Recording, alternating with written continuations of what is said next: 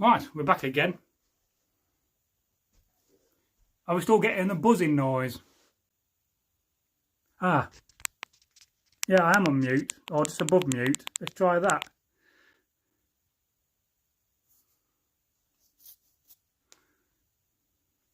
Yeah, I'm still getting used to this phone, to be honest with you. Mobile technology, and it's too bright now in my eyes. Oh, I thought there was 8 people watching them, but it's not. If not, I'll have to end the live stream. I can go to bed early. Hey! Anybody there? Bragi calling people.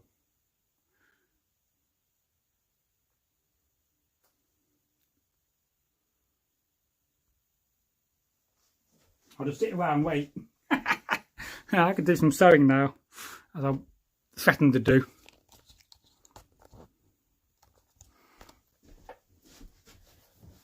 The problem with that, I can't quite see the text.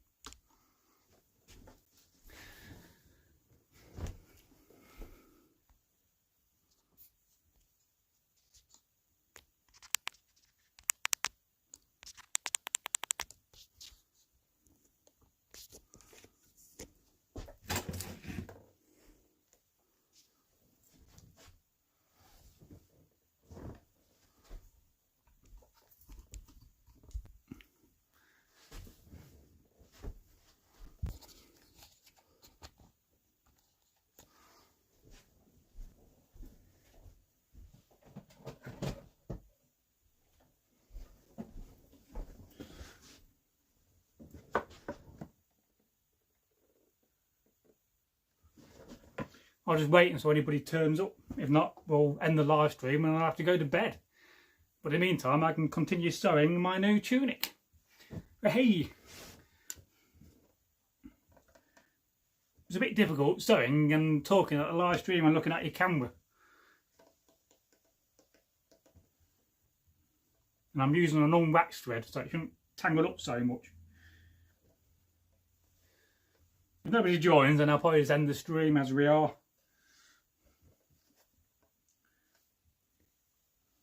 Because I could always tell a folk tale or two to pass the time.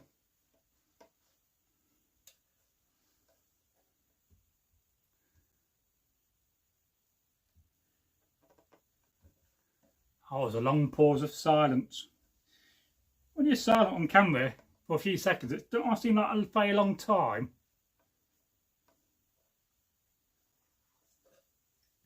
Because you can't really see what I'm sewing there. Let's see if we can adjust that for you.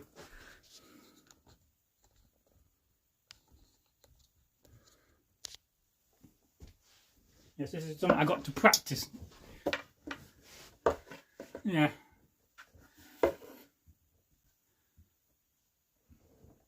So if anybody turns up, we'll give you a few minutes. Perhaps you should turn the phone off and put it back on again. I don't know. What should we do, Bragi? I don't know. I don't know. Sound like a guy from Little Britain then. Still nobody watching. Are we live? Oh, 29 frames a second. Because I don't have another mobile, so I can't go and check the channel health by going to YouTube.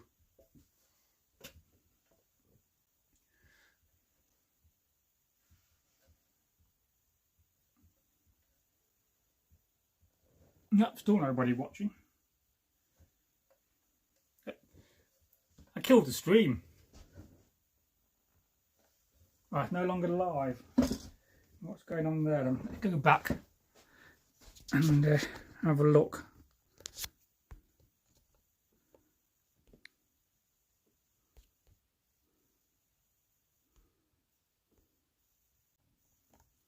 Right, is anybody there?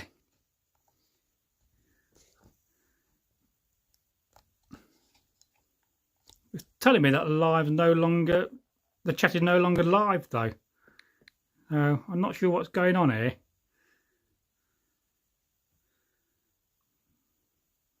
But you can get out of sync on your live with your chat. I know that. So I'm taking advantage to sit down and sew. So what's the sound like, guys and girls? Whilst I pull some thread through here on this sleeve I'm working on. This is a sleeve. You wear it on your arm. Oh, that's fine. So perhaps we sorted it. I can see you. That's good. I could do bending the camera down a bit more. The problem is standing up all day. You don't have get aching legs. There we go. And if we're going to demonstrate sewing in the future, you really got to see what I'm sewing. This is how you sew a Viking sleeve up.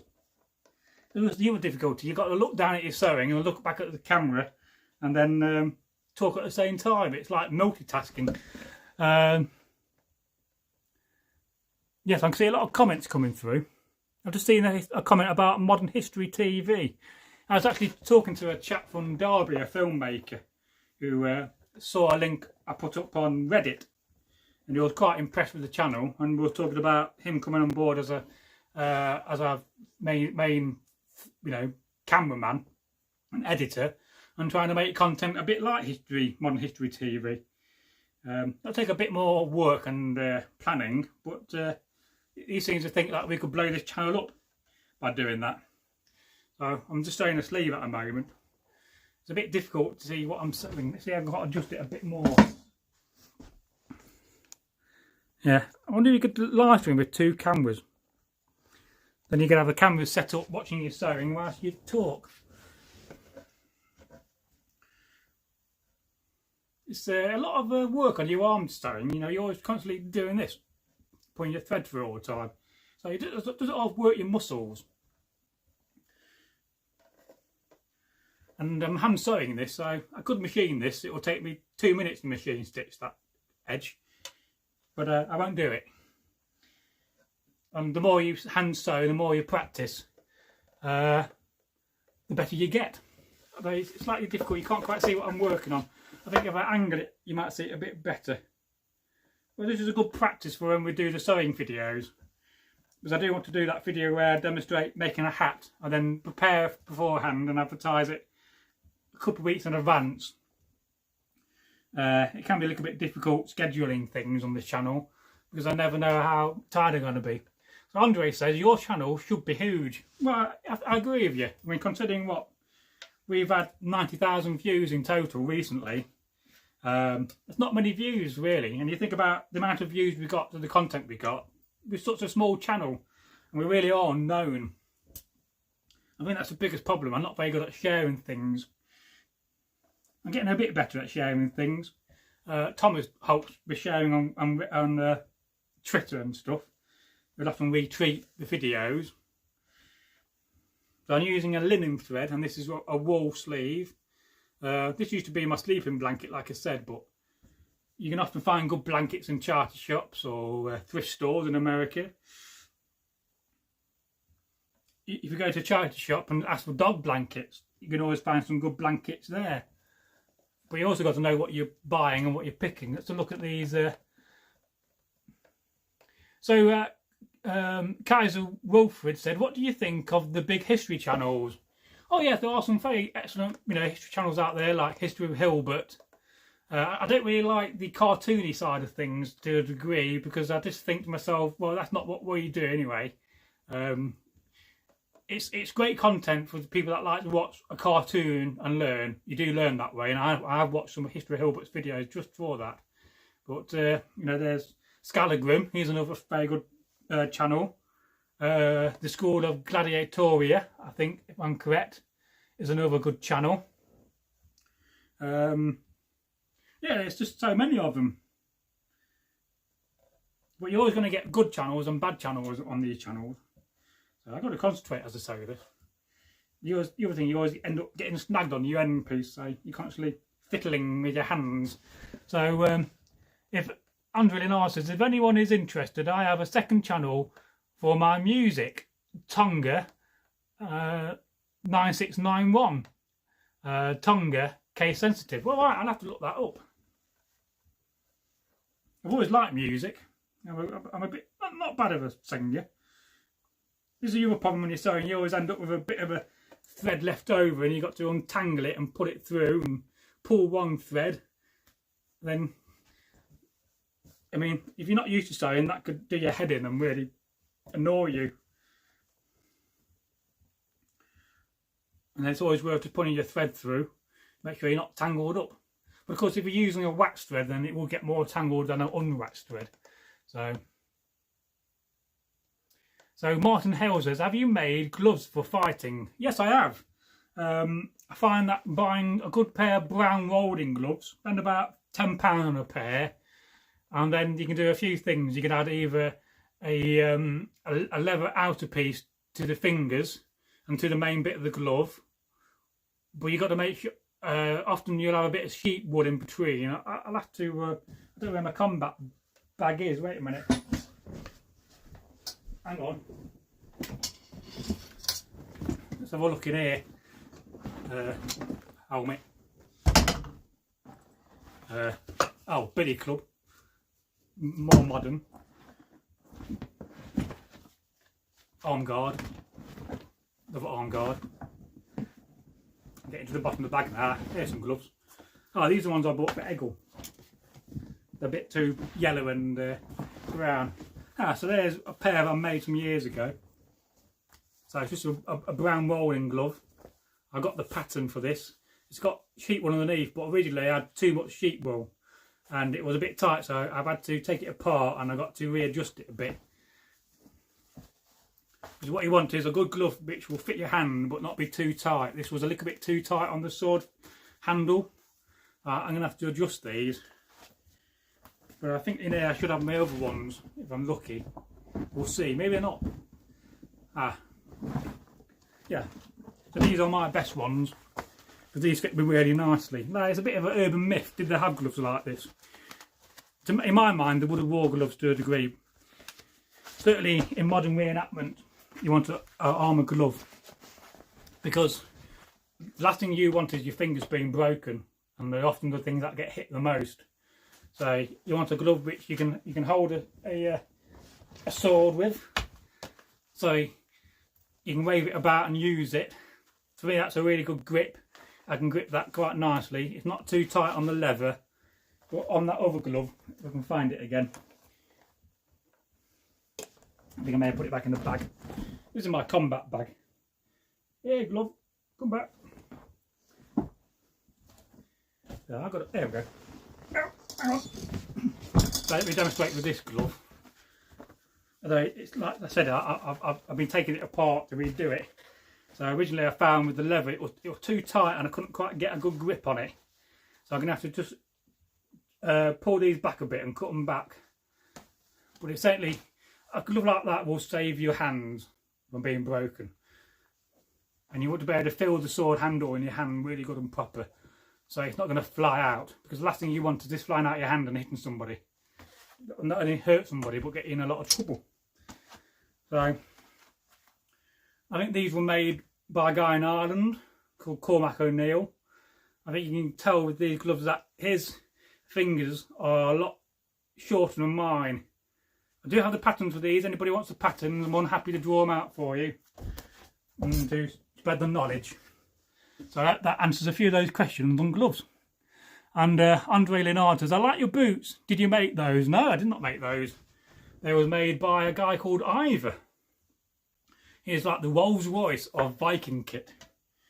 Like I said, I think if you spoke to him, he'll probably want about £1,000 to make one of them off you, a pair of them. Seriously, because museum quality. And, you know, they feel like a pair of boots. A lot of time you get a pair of Viking cheap boots, £50.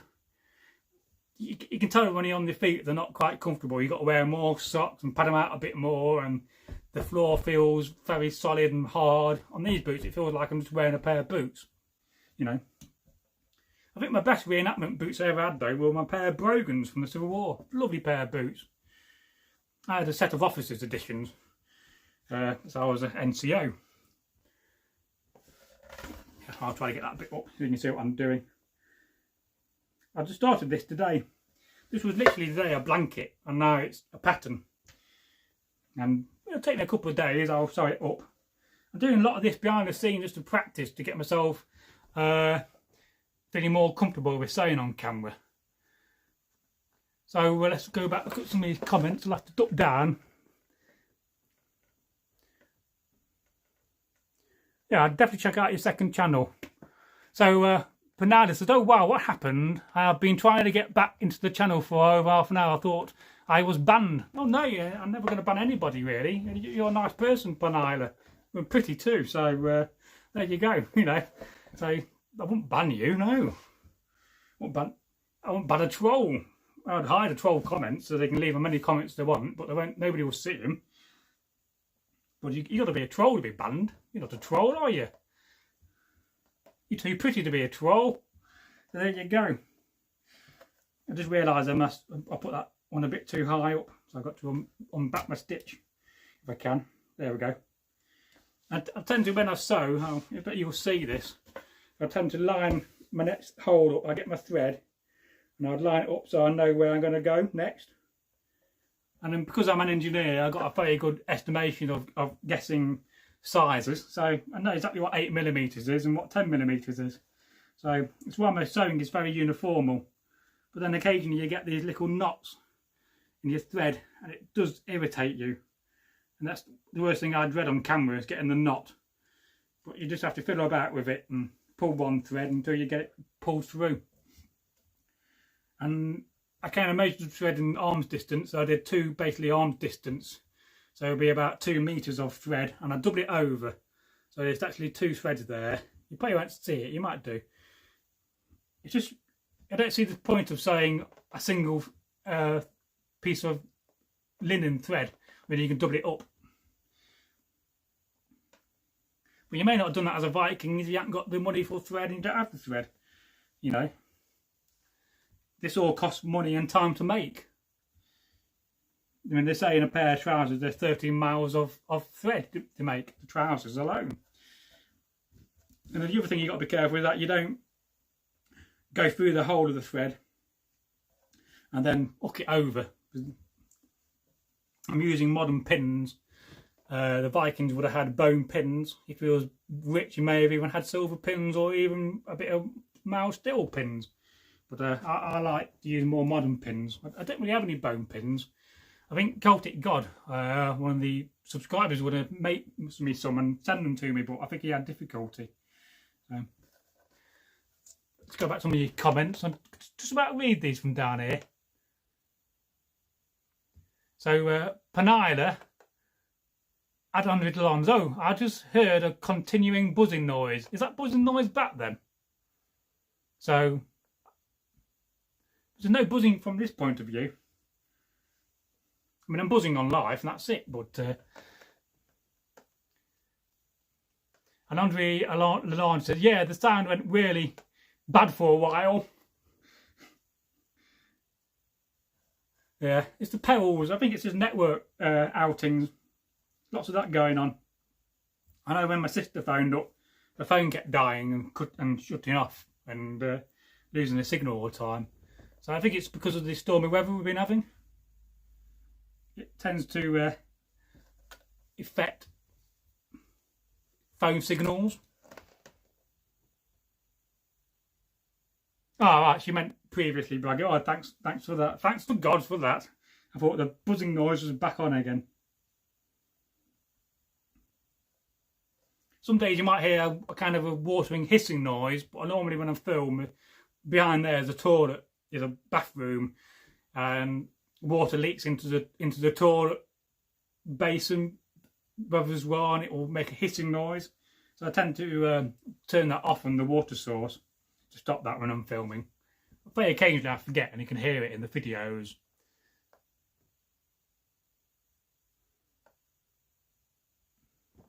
Well, that's good. I'm glad we still got good sound. Now, I'm going to have to figure out how to sew and get my head on camera at the same time in the future. And I've gone too high up there again. Never mind, you make a mistake, you unmake your mistake and start again. Now, I'm going to have red cuffs on this, so about there I'm going to have some red cuffs. Got some nice madder red wool, and I think I'm going to have a nice fancy red collar, and I think I might embroider it afterwards with some nice designs. And I kind of got the inspiration for this tunic from Thorbert, as he often says that the priests wore white tunics and a red hat, which I find fascinating, and I do love a red hat. But you know, this will just stay in a blanket for years and years if I not cut it up today and decided to do it. I often do it at about 3 in the morning. I don't know why. I just get bored and can't sleep. I think, oh, I'll go and cut a pattern and make something and start something, and do it for about half an hour now and go back to bed. So here's a comment from Panala.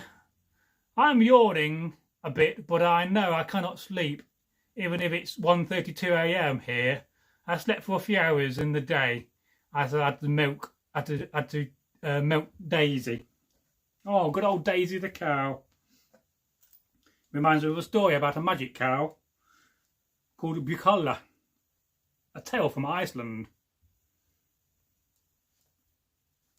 I could tell it to you if you like.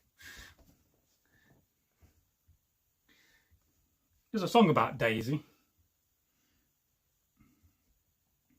It's a good name for a cow, that. I bet there's lots of cows out there called Daisy.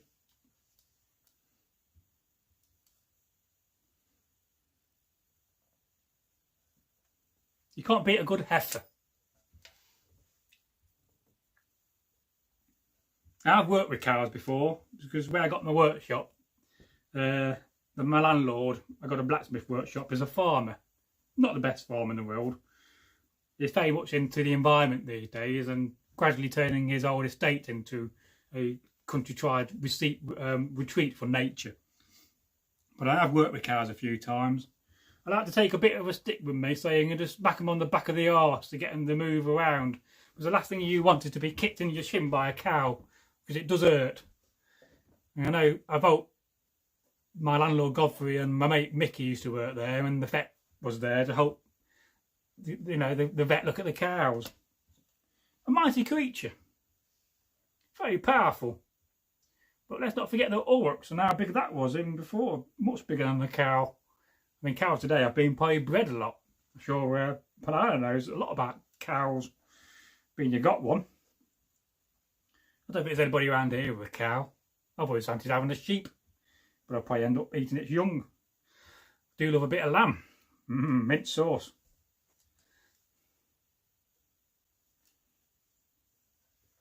Yeah, I think I might get to this end bit and then stand up again. Just give my legs a rest. I wonder what it would be like to do sewing when you're really drunk.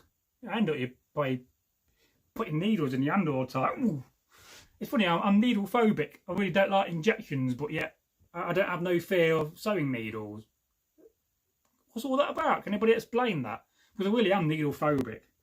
I can remember when I went to Turkey, I was about 9 or 10. I've been to Turkey 4 times, lovely country, and I had to have loads of injections in my arms, like 8 in each arm, when I was about 8. And it was a time of year, it was spring, and I kept on having nightmares of frog spawn and needles and injections.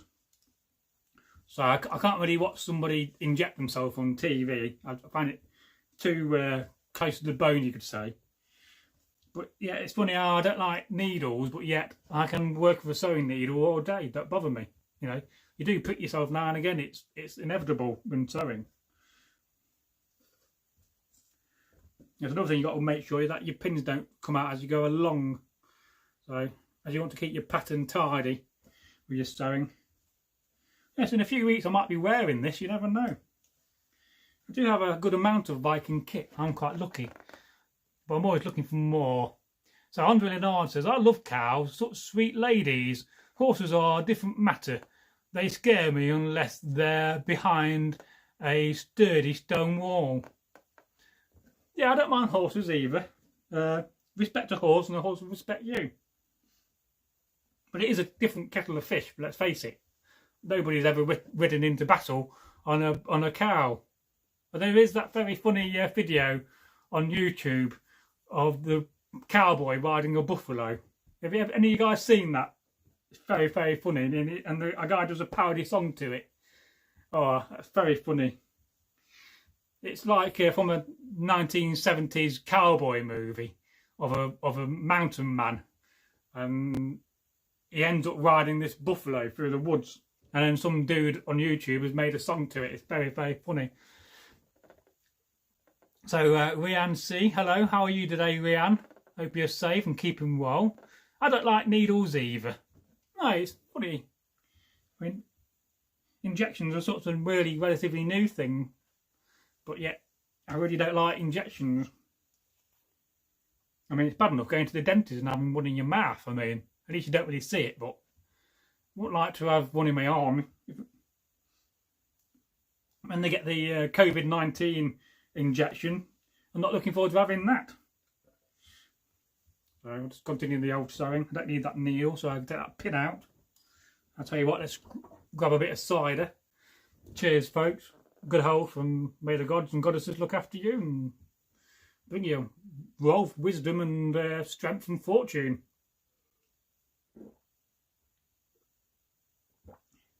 I'll have to open another one in a minute. Hey! I bet I got some in the bottle left.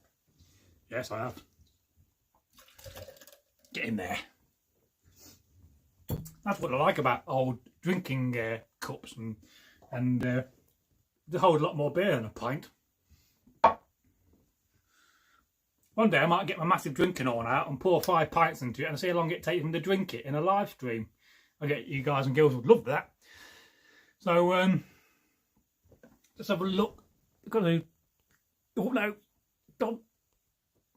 So Andre Lenard says I was needle phobic until I had to start injecting insulin 5 times a day, and I've been in hospital so many times I don't care about them anymore. No, I suppose you get used to injecting yourself. I mean, surely there's got to be a better way of doing that in the future. But they do say they're slowly curing diabetes. Egil has diabetes. He has the not the bad one. I think is number 1 the worst one, or is it number 2? I forget now. But I just worry. I do like my sugar in my tea, and I do worry about my future. But my sister's diabetic. I mean, nobody wishes to choose to be diabetic, do they? And it makes you think, you know, what would have thought in the past, is diabetes a new thing, or people in the past have diabetes?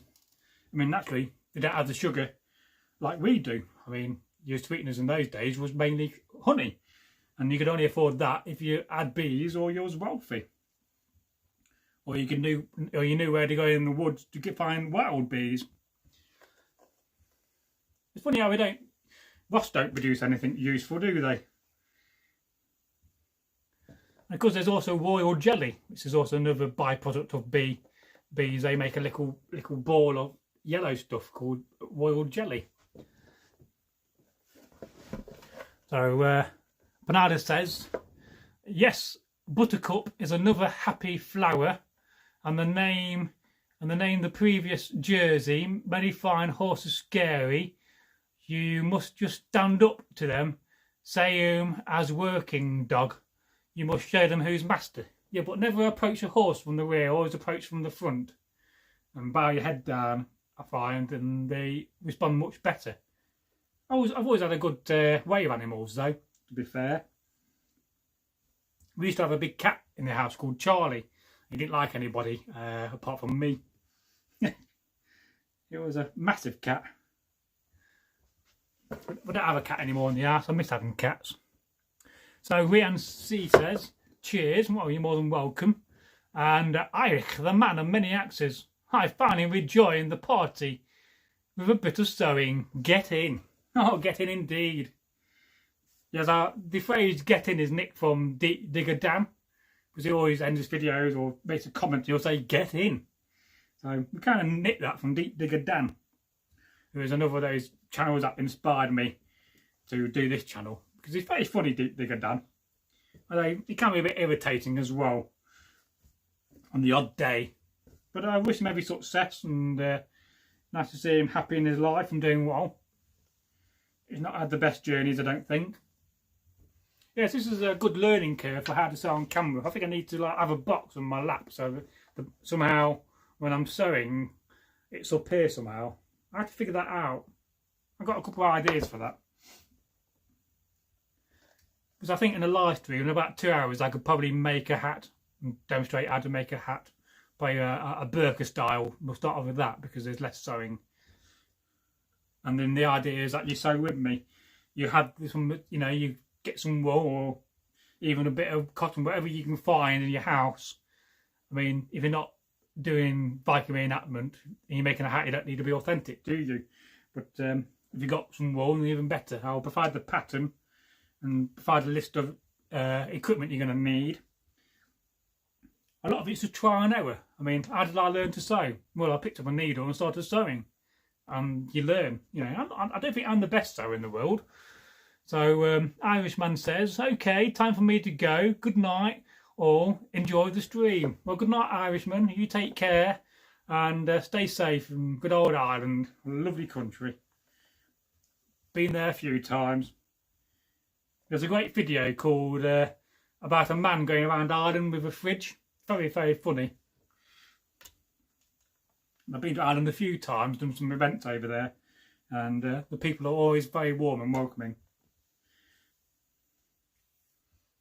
So what happened when I get to the end of this, I'll start doubling back, and as you can see, you may not see it, but I got gaps in between my thread, so I kind of plan to have enough to get that most away. You'll see. It's always quite difficult estimating how much thread you're going to need. It's always best to have more thread than not enough. But you don't want to go halfway down and have to tie a knot and start with some more thread. But of course, the longer your thread, the more likely it's going to, you know, knot up and cause you problems. But there's something therapeutic about sewing, and you think, how long have we been doing this? You know, in the old days, you didn't have TV. You sat around, you sewed things, you repaired your kit, you made a handle for your axe, or you told stories of the old days.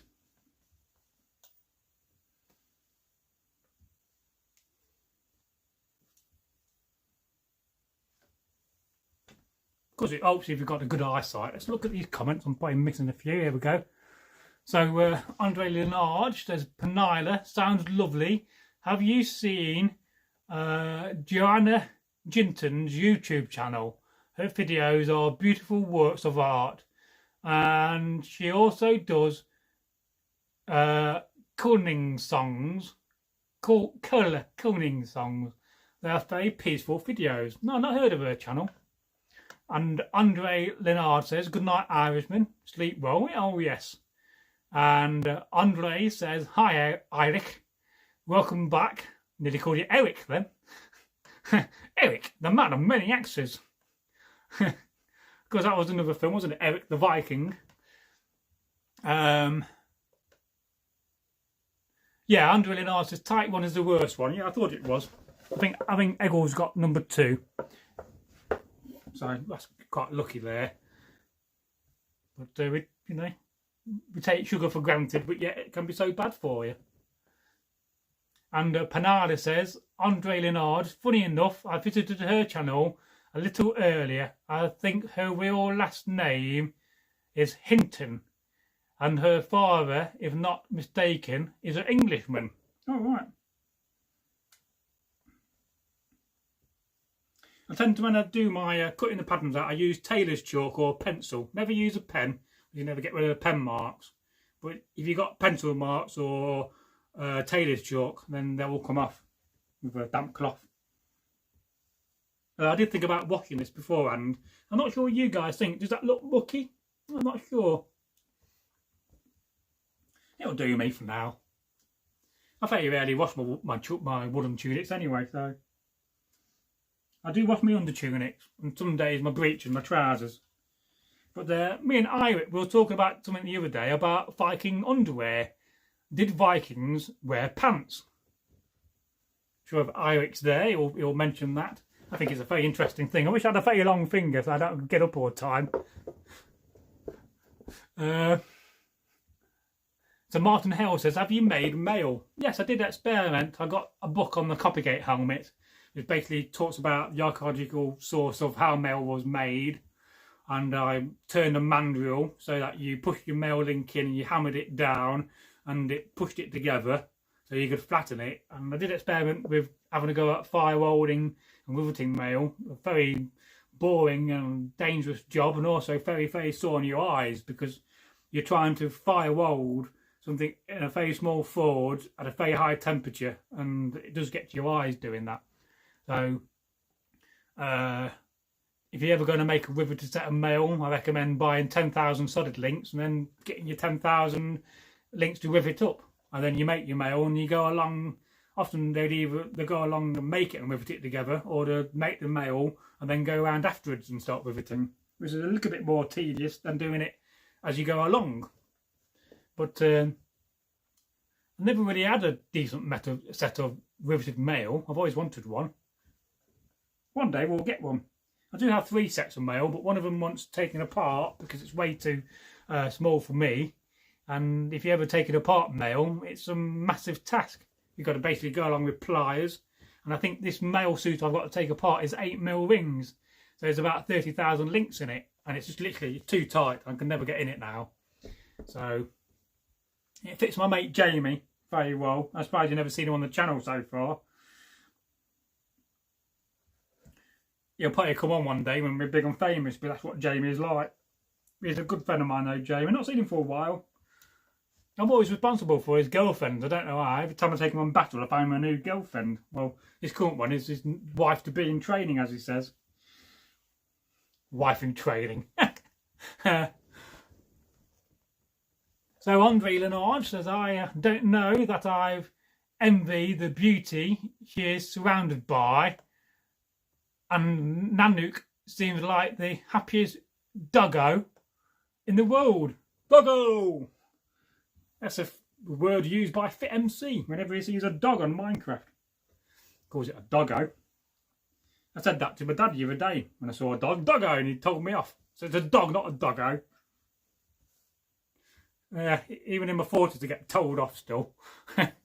So Andre says, Anne Briggs was a great singer in the 1960s. I've not heard of her name. She spent 4 years touring Ireland in a horse and cart and went mad in the end. Very sad, really. She had a gorgeous voice. Oh, another great Irish singer is a guy called Pekka Dunn. I think you must have heard of Pekka Dunn. I had the privilege of seeing him sing live once in the 90s in Ireland.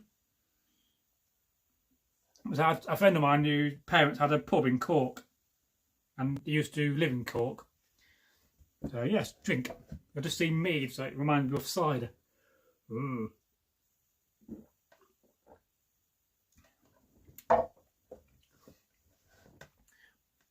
So Andre says, I've changed to brown sugar, but I can't resist honey. Or me. So is brown sugar better for you than white sugar? And are you less likely to get diabetes with brown sugar? I'll tell you what I do like. I like sugar in sugar cubes. I don't know why. I think I've run out. There's something very nice about sugar cube tongs made out of silver and plonking it in your nice teacup of china. So you're not far off the end there. There's a needle. Got about 2 inches to go. Yeah, it's about 2 inches.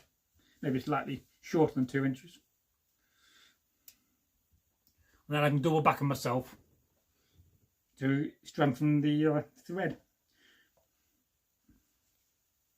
Of course, the next thing I've got to sew is the other sleeve, and then I'll start on the main body. And this body is in one piece rather than 2 pieces, which is unusual. But because I had a lack of fabric, I kind of worked out the fabric and I drew it up, and I made 2 patterns which were 10% of the actual pattern size, so I can nest them on the piece of paper and figure it out. So I see a comment here from Sharmanar, our good friend from down under. G'day, mate. For some reason earlier when I was on the video, I was upside down and I couldn't help but think of you. And I hope the first live stream wasn't upside down Bragi, because I'd have to try to figure out how to edit that. So I hope you're okay. How's your family? How's your mum and your children? So good day, Bragi. I just bought a sewing machine yesterday, an old Genobi circa the late 70s. It was serviced and restored by a local technician. Cool.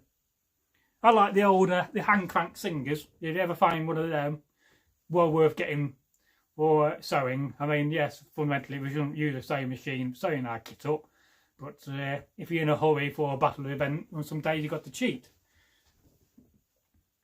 But there's something very nice about using a hand crank. I got a very rare one from 1939, which only had a few hundred in production before it went out of production because of the war. And the ghost downstairs ruined the box by putting a big sheet of glass through it. It's another story, that. So Panada says, Andre Leonard, are you 1 or 2? Also, you on metformin? I don't know. I don't think he answered what diabetes you have. And Andre Leonard says, the guy who made chainmail for the Lord of the Rings movies ended up with no fingerprints left from hand-threading millions of rings. Yes, I can imagine that. So we have a comment here from SJ. How are you? Well, I'm very good, thank you. Let's stand up for a few minutes. So me bending my back over.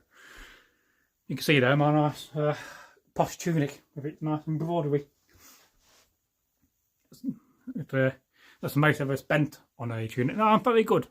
I hope you're well and safe, SJ, during these times.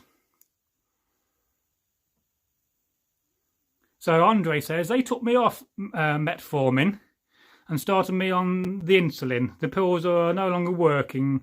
I'm type 2, but I'm struggling with the blood sugar on a daily basis. Well, I'm sorry to hear that. It can't be easy to deal with diabetes. And just try to stay healthy and best you can. We'll always be there for you. Cheer you up when you're a bit down and feeling a bit low.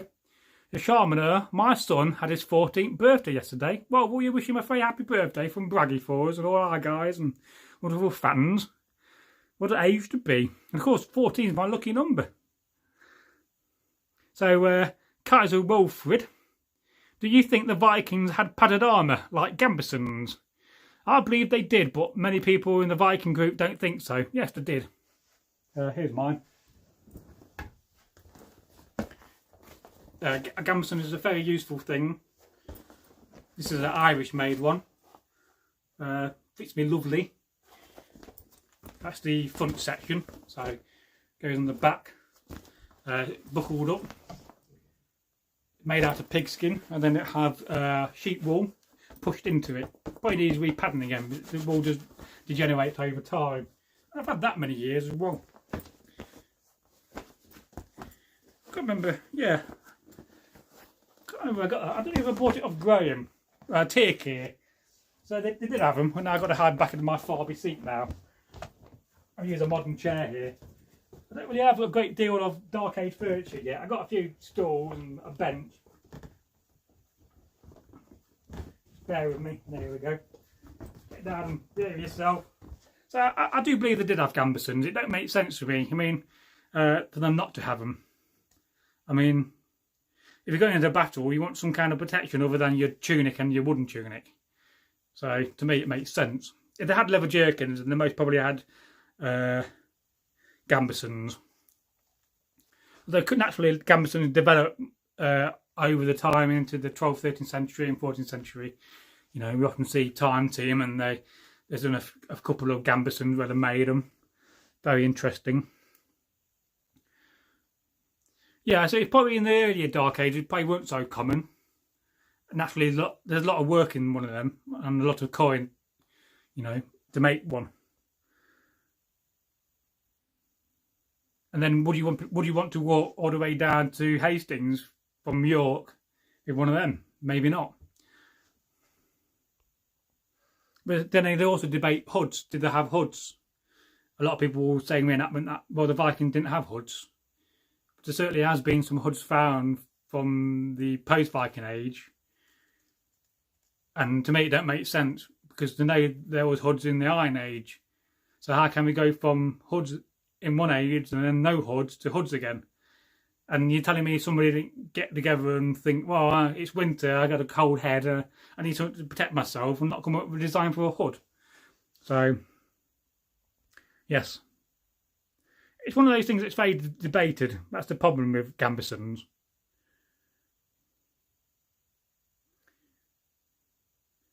So, Andre Leonard's happy belated birthday to your boy. Yeah, what a great age to be in the world we live in. And I do believe you train your sons and daughters up to fight, which is even better. That's what I would do if I had children. You know, start them young, get them fighting.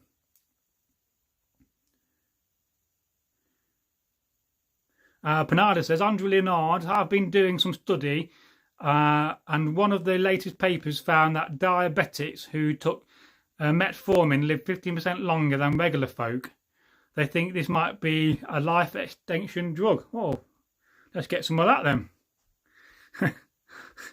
Not that I'm wishing myself diabetes to get it, but it makes you think, you know, are we ever going to get drugs to prolong life? I think we all do. I'm certainly working on that. And Andre says, wow. Sharmanar, we have examples of gambeson from before and after the Viking Age, so it's probably safe to assume that they would have at least wear extra layers in battle. Yeah, I definitely agree with you.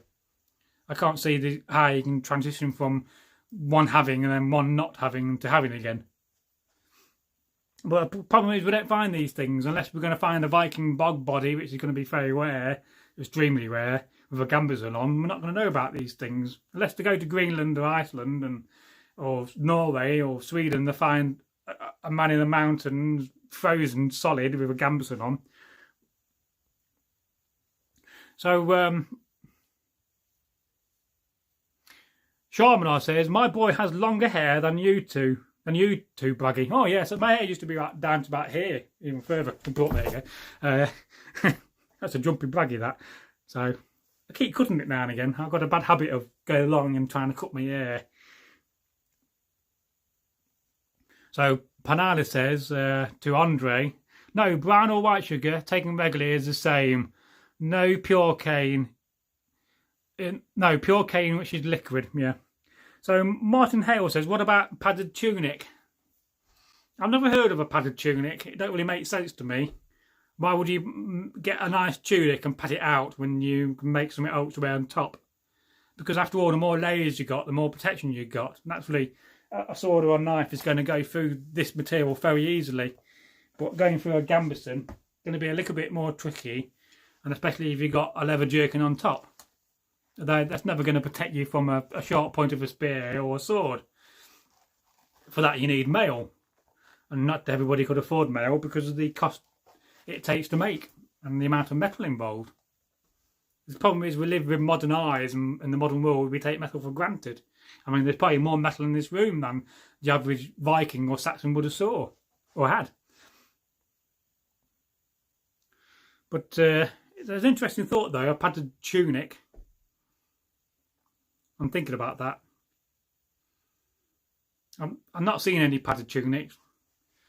I prefer a padded gambeson on top of my tunic myself.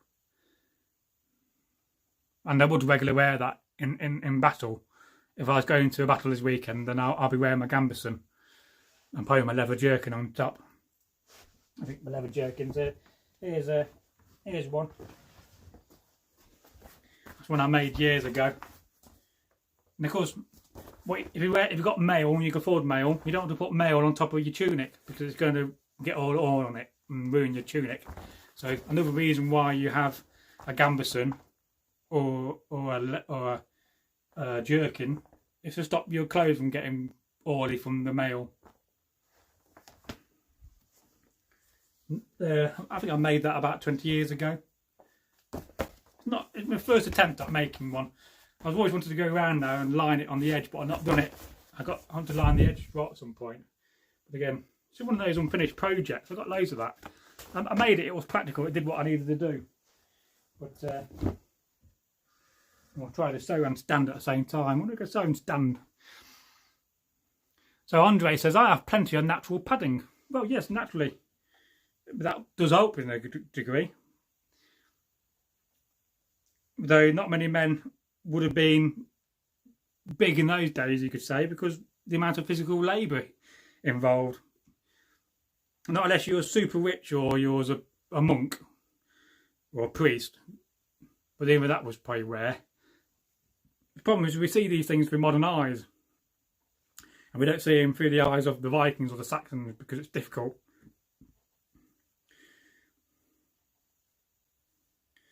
That's why I don't drink lager on camera, do a live stream. That'll make you burp. So,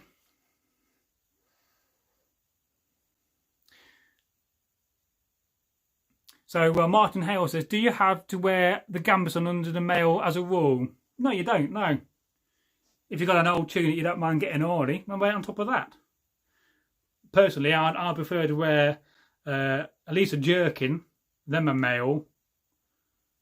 It feels better and a bit more strength. If you're wearing your gambeson, your jerkin, then your mail, then you might get a bit hot. There's no way to get some of that heat out of your body. And, you know, if you're going around doing reenactments in 90 degrees heat, it's hard work. You're not half thankful for a cold drink afterwards. Last comment about cane sugar was you can get it dried, and it's from the liquid of cane sugar and very healthy. So sugar is healthy. Well, everything's healthy in moderation.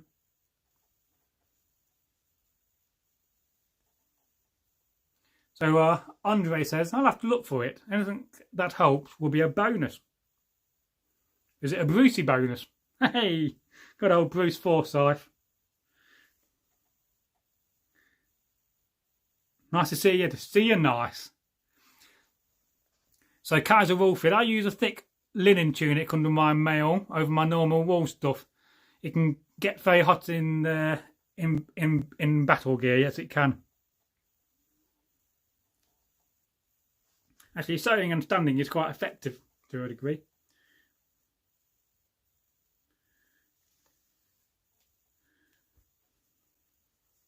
Though I do like to sit and sew with a wooden board on my lap. Then you don't stab your leg with your needle. This is never a pleasant experience.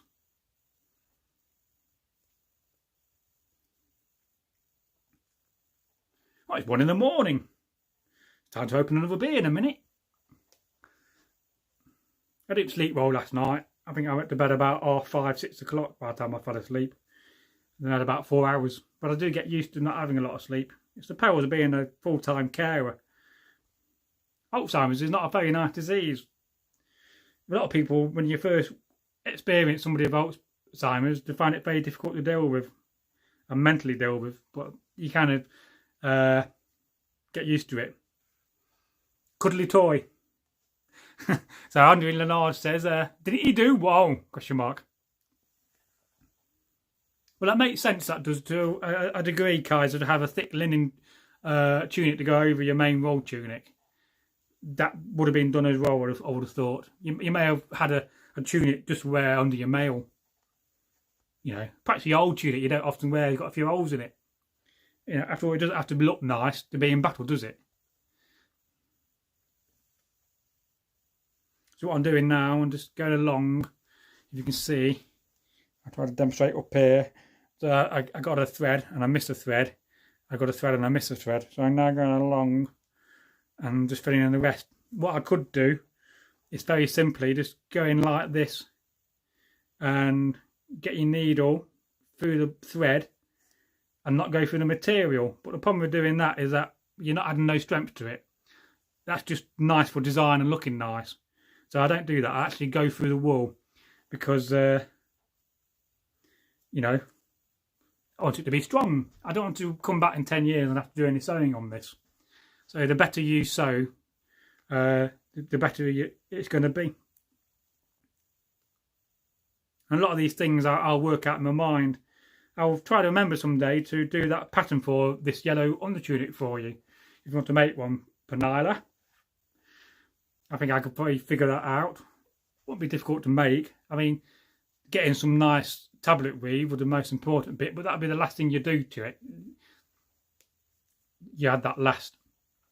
So Andre says, Alzheimer's is a real horror. Yes, it is. It's not easy. Occasionally, my dad will get very upset because he wants to go home. He'll say, "Can I go home? I want to go home. Can you take me back home, please?" And he gets to the point where he starts shouting it, "I want to go home!" And he gets to the point where, because my dad's a singer, he will sing it, "I want to go home," loud at the top of his voice. And no matter how many times you tell him that he's at his home, he's been out for 20 years, he doesn't believe you. And it can be difficult to deal with that. I tend to try to either walk away. You can't argue with it because you're never going to win. So I tend to try to put something on TV to change this, emotion. Or just walk away for half an hour and then he will be completely different. He'll forget. But my dad's had Alzheimer's now for 8 years. But he's doing very well because then he's on stage 2 still.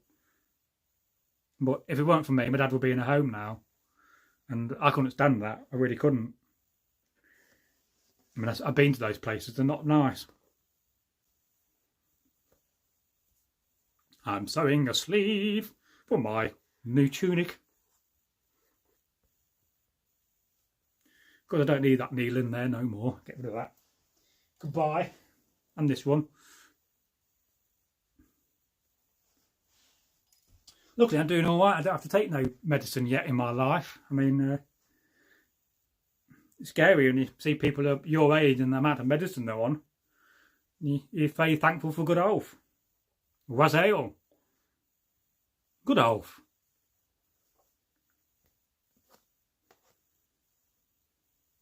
Now this won't go all the way down, so I'll probably at another point reinforce this and go back this way. It's very difficult to estimate how much thread you're going to need. As you can see, my thread's longer, so I may get quite a distance. Whether I get to the end, I don't know.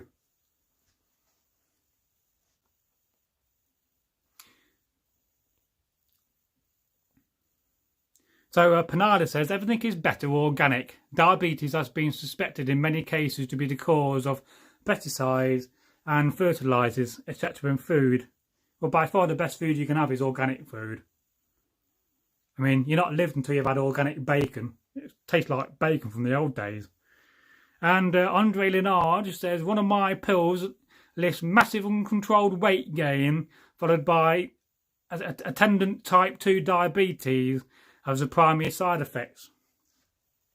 Yeah, that must be mad. It's mad, really, isn't it? You think, you have medicine and it fundamentally can make you worse.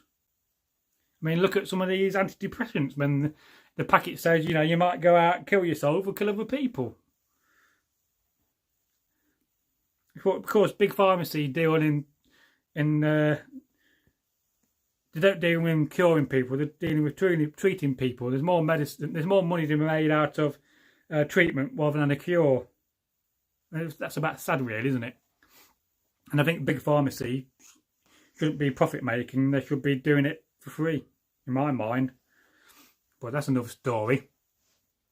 So Martin Hale says, after everything back to normal, would it be possible to meet you and Egil in person, dressed in Viking kit? Well, yes. If you come to Derby, bring your kit and we'll get you on camera. More than happy to have anybody on camera. I mean, that would be very interesting. No, we're more than happy to meet. We will plan some channel meets in the future, and who knows, maybe I might take Egil on a world tour holiday. Visit Australia and Sweden, Norway, take him to Iceland. I could take him to America, or we can go all over the world. Honour the gods, drink lots of beer. Well, I drink more beer. Egil gets really, really funny when he's drunk. You think he's funny when he's sober. He's 10 times more funny when he's drunk. Problem is, you'll be in stitches and you won't be able to watch the content because you'll be laughing too much. So if you see my needle hangs off my thread, I never lose my needle. Look into my eyes, look into my eyes. You're going to subscribe to this channel and share the content. I'm hypnotising you there.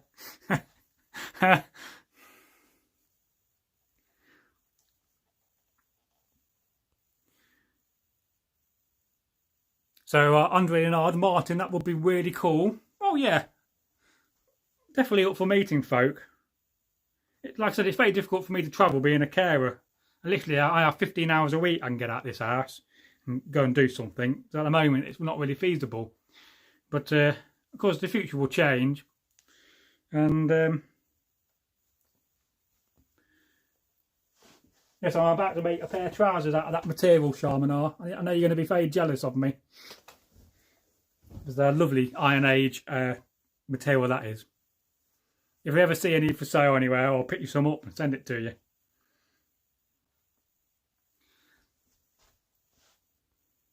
So, Panada says that Northworthy Sagas and Stories. Hello, that's me. I'm Bragi, or the Viking. Or in this case, Bogo, as you rename me. Bogo. It's my secret nickname. You missed a secret tip regarding broccoli seeds sprouted. Yes, I've got about 6 or 7 packets of seeds to sow. I've got some carrots to sow, cabbage. I've got some more peas to sow. What else did I get? I've got some more sweet corn to sow. I've never really been into growing veg before, but kind of COVID-19 kind of got me thinking about sowing veg. I do know a bit about gardening because I used to keep bonsai trees, but I kind of don't have that hobby no more. My trees all died. Very difficult hobby.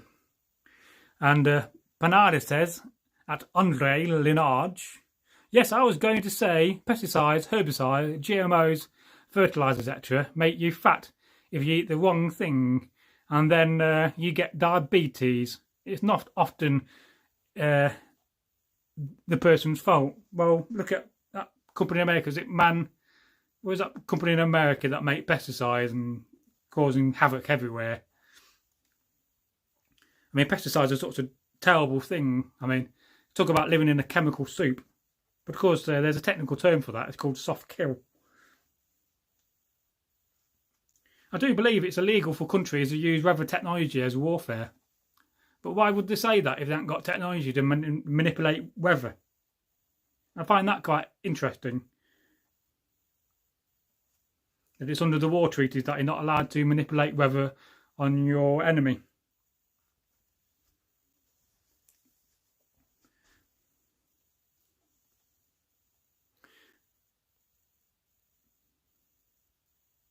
So Sharmanar says, I ordered a tunic and trousers for my 16-year-old son who does re-enactment combat with me from the company Arm Street. They told me that due to COVID it was going to take several months for shipping. Well, that's rubbish, really. It shouldn't take several months for shipping. I mean, you should, in theory, better organise it overnight and have it sent the next day if it's made.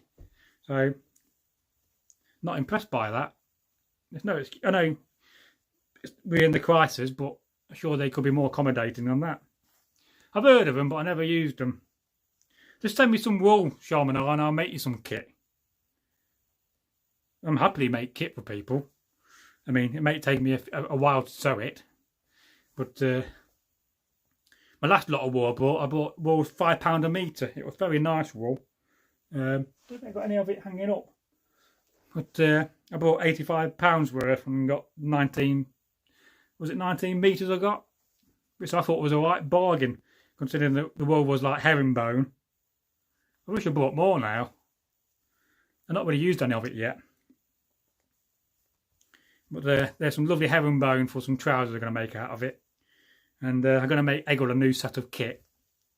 I'm already making him a very bright orange tunic, as you've seen before in a previous live stream. Not finished it yet. But I'm going to make him some trousers. And I'm going to make him a leather jerkin. I've got a pattern for that ready in my mind. And let's have a look. I once ordered a pair of Civil War trousers from a sutler in England, based down south, and after about a year and a half, I never got them. And I kept on looking outside for the post, never came, and I got my money back in the end. One of the worst traders ever came across. There used to be a trader called Edwin Fields, Civil War trader. He once gave me a bullet, and he was meant to be the most tightest trader ever. But nice man.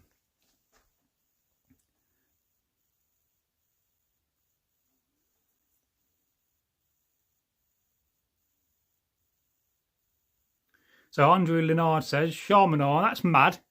I ordered 3 surcoats. What's a surcoat?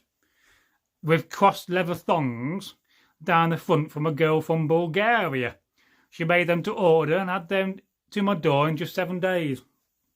But that's really good quality customer service. That's one reason why I stopped making things for people, because I didn't like the fact that you got to make something and make it within a certain set of time.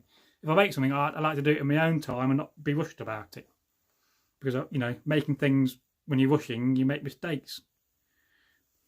I've done well not to prick my hand yet with my needle. This is a good way to stop me from drinking cider on a live stream. Get me sewing. This is what I'll just be doing now. I'll just be watching TV, a film and sewing. You know. You got to do something. I'm just one of these people that I can't just sit down and do nothing. I've got to do something all the time. So, Panada says, hence why poorer folk often get diabetes. Sadly, because they buy all the wrong things because we have been lied to. Well, yes, of course so. I mean, we look at the effects of the chemicals are put in your water. I mean, where did that idea come from, putting chemicals in your water? Anybody know? I mean, luckily in the UK, we don't have so much fluoride in the water. But it has been proven to dumb down people, make people more controllable, and also reduce the ability to breed. And you wonder why it's been done. But that's another story, and let's not get into controversial subjects. But it was basically the Nazis that introduced putting stuff in your water. So Panada says, Northworthy Sagas and Stories, you can come and stay with us here. I will fill the fridge with coffin beer and cider for you both. Well, Egil actually likes a brandy. He will have a beer. He likes a stout as well. He's not a big drinker. It's very difficult to get Egil drunk because he's just too funny when he's drunk. I've had some of the most funniest situations ever when Egil's drunk.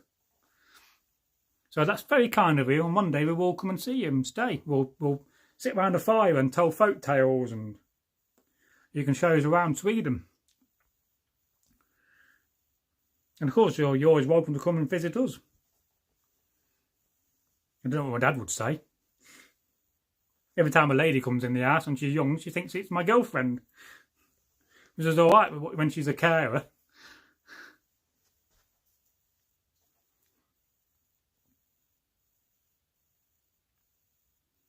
So Andre says, I'll try to eat well. I don't tend to buy crap very often, but it's not always easy to know what you're getting. I'm definitely going to order some organic cane sugar tomorrow. Yes, definitely. And Panada says, Bogo, yes, laughs out loud. And Martin Hale says, can you recommend any good glove makers? Are you looking for armoured gloves? Because I often do think about how old are leather gloves.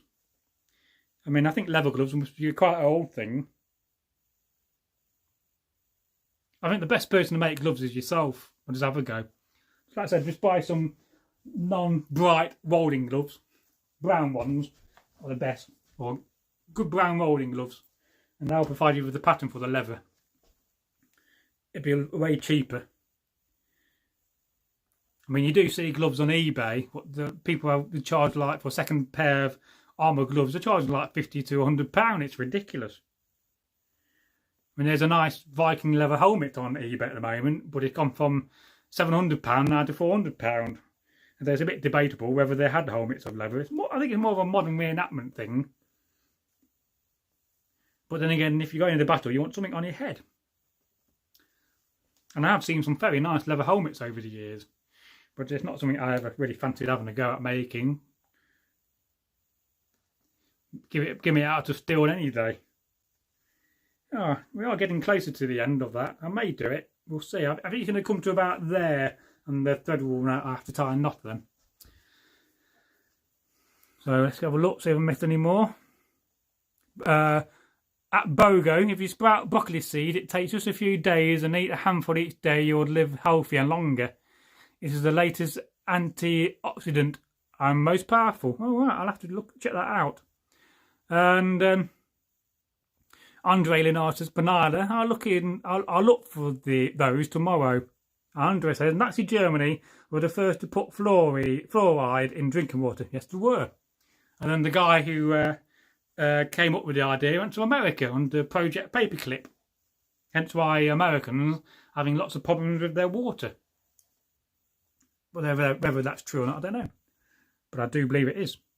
And Andre says, I don't drink tap water. Well, I have one of those jugs which will purify it. But the best thing to do is get actual purifier on your water system tap before it goes to your taps from the main pipe, and have a much better one rather than a water jug, because there are lots of chemicals in your water. Chunky Monkey says, good night, people. I must hit the hay tonight as I have to be up early. Well, good night, Chunky Monkey. See you the next time. I may try to do one on Wednesday. I have a Polish care on a Wednesday, and she don't talk much. And the other two carers I have in the week and the night, one's called Martin. And the other, I forget his name now. Oh God, terrible at forgetting things. They both know about the channel. About Martin's watched quite a lot of the content. Every time he comes to the door now, he calls me Bragi. Hey, it's Bragi. I'm back again. And if you're watching Martin in the future, hello. And the other night care we have is called James. And he used to be a strongman.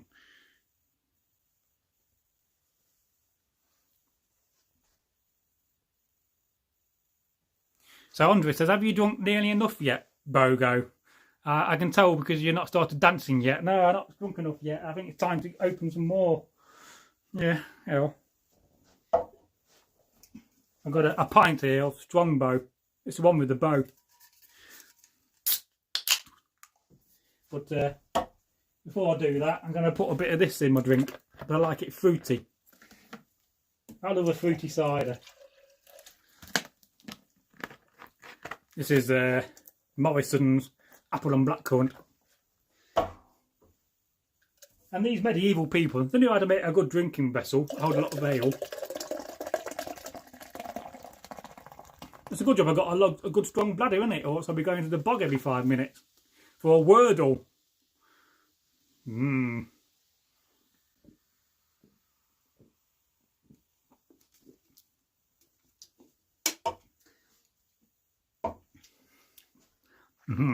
Lovely.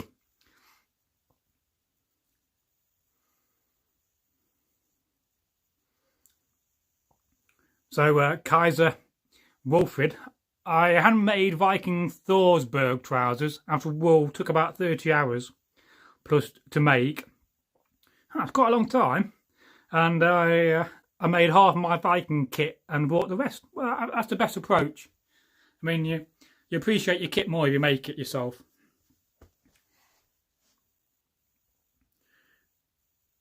And Panada says,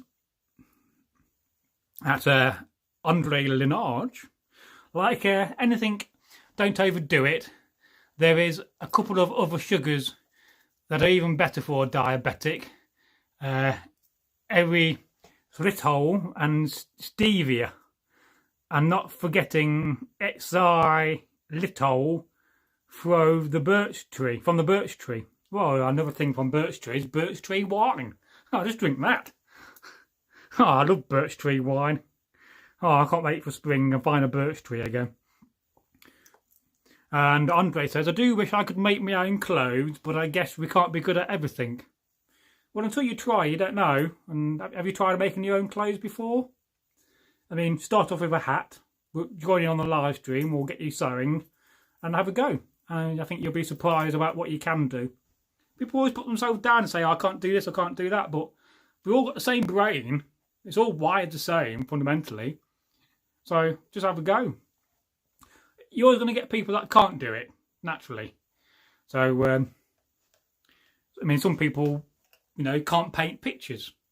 Never can. Some people can paint wonderful artwork. I used to know a guy who used to take morphine and used to draw these magical fairy pictures. Really detailed. Another story. So Kaiser Wilfred said, I started making kit last year. It's worth it. Oh, it definitely is. you get so much satisfaction from your own clothes. Well, some of mine I've bought. I mean, I'm always looking on eBay for more kit, because that's really when you've got a YouTube channel, you do want to have a variety of kit. And also because we just love Viking clothes and kit anyway. I mean, I call it kit, it's a general generic term. More of a re-enactorism. I don't know how old is the word kit. It makes you think. I'll have to look it up later. So Andre says, I'll look into these things. Would you mind emailing me the details so I can go back to over them? Address is tongaphonic@gmail.com. Cool. And Andre Linar says, I can't see well enough to sew. Oh, that's a shame. I can't even see to restring my guitars anymore. I wound up giving 20 of them to my son because they're just gathering dust. Well, that's a lot of guitars you got. Yes, it's the problem with old age, you know. I do worry about my eyesight in the future. I mean, luckily, so far, I'm not doing too bad. I know I'm on the edge of needing glasses for reading in the next few years, but so far I'm managing okay.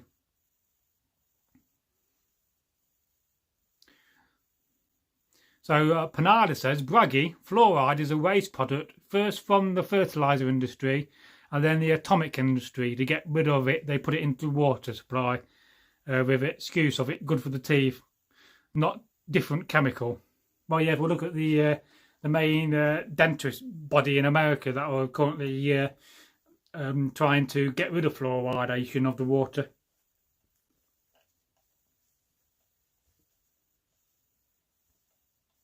Let alone what else is in there now, like small bits of plastic. I mean, who knows what's in water? It's mad what we've done to this planet. It really is. I feel quite ashamed of what we've done to this planet and how we treated her. I mean, we can't exactly go and find another one. We'd only bugger that one up as well. Just give me while to just sew away.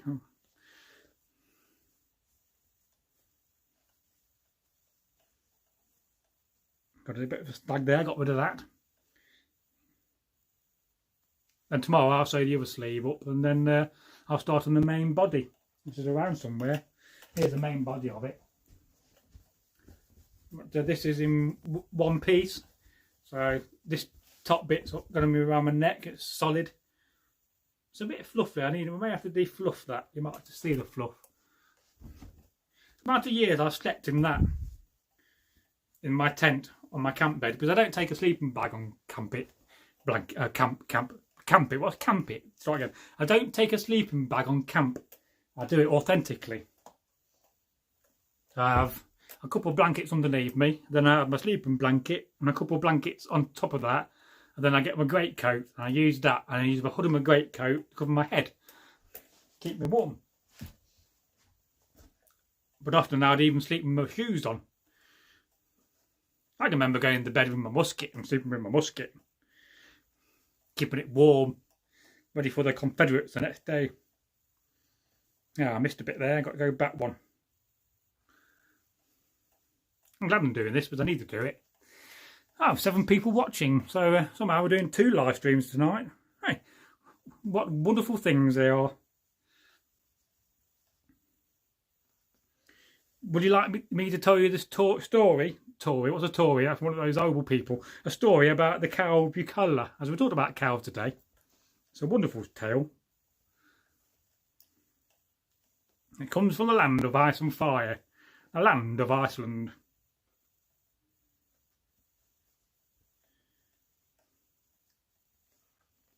And Andre says, Penila, thanks, Prof. Professor, that stands for, much appreciated. I've always figured that I might get given a degree doing this channel. I don't know why. A friend of mine said it a few years ago, or a couple of years, about last year I think. He said, you keep doing what you're doing. Called my real name, Bragi. So to some university, probably give you a bloody degree. Just well, let's face it. I mean, I do know a lot of stuff. I feel like I've done a degree in reading. But you never know. I'm always very curious how people, when they get to the end of the thread, how they tie the knot off. I guess we all got our own little methods of doing it. Yeah, I don't think I'm going to get to the very end of this one. But most of that sleeve will be pretty tough and won't come undone anytime soon, which is what you want. Nothing worse than having to keep repairing your kit. But if you're having to keep repairing your kit, then you're probably not sewing it strong enough. I have what you call a rotary cutter for cutting my fabric. One of the best things I bought recently. Like a round blade, and you pull a little switch and it pops out, and then you can just roll along. Lovely. Although I do have some authentic scissors somewhere.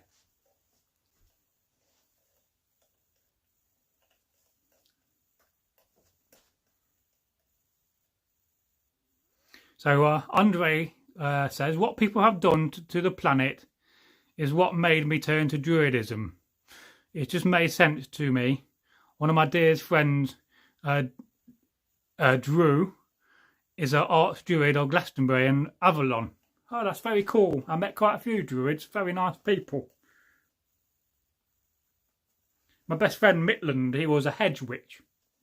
And the hedge witches are witches that practice solo magic on their own and don't belong to a coven.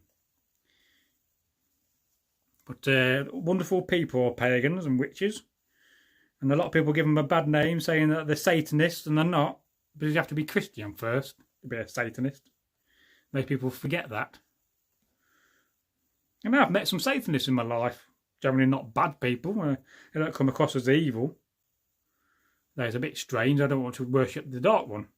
You can go and shrivel for one, for my liking.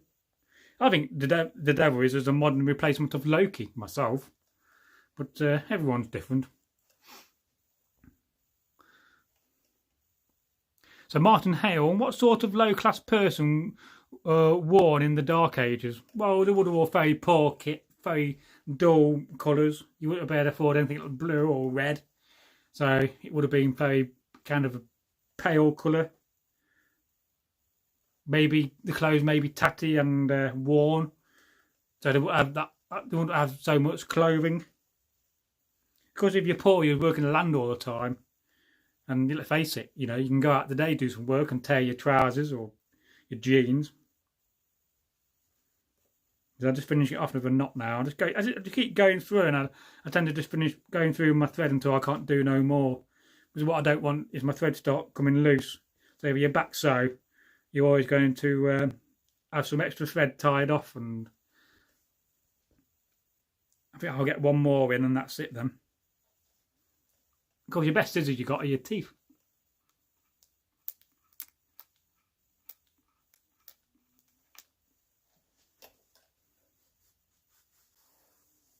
So that's the sleeve done. Because it's inside out, don't forget.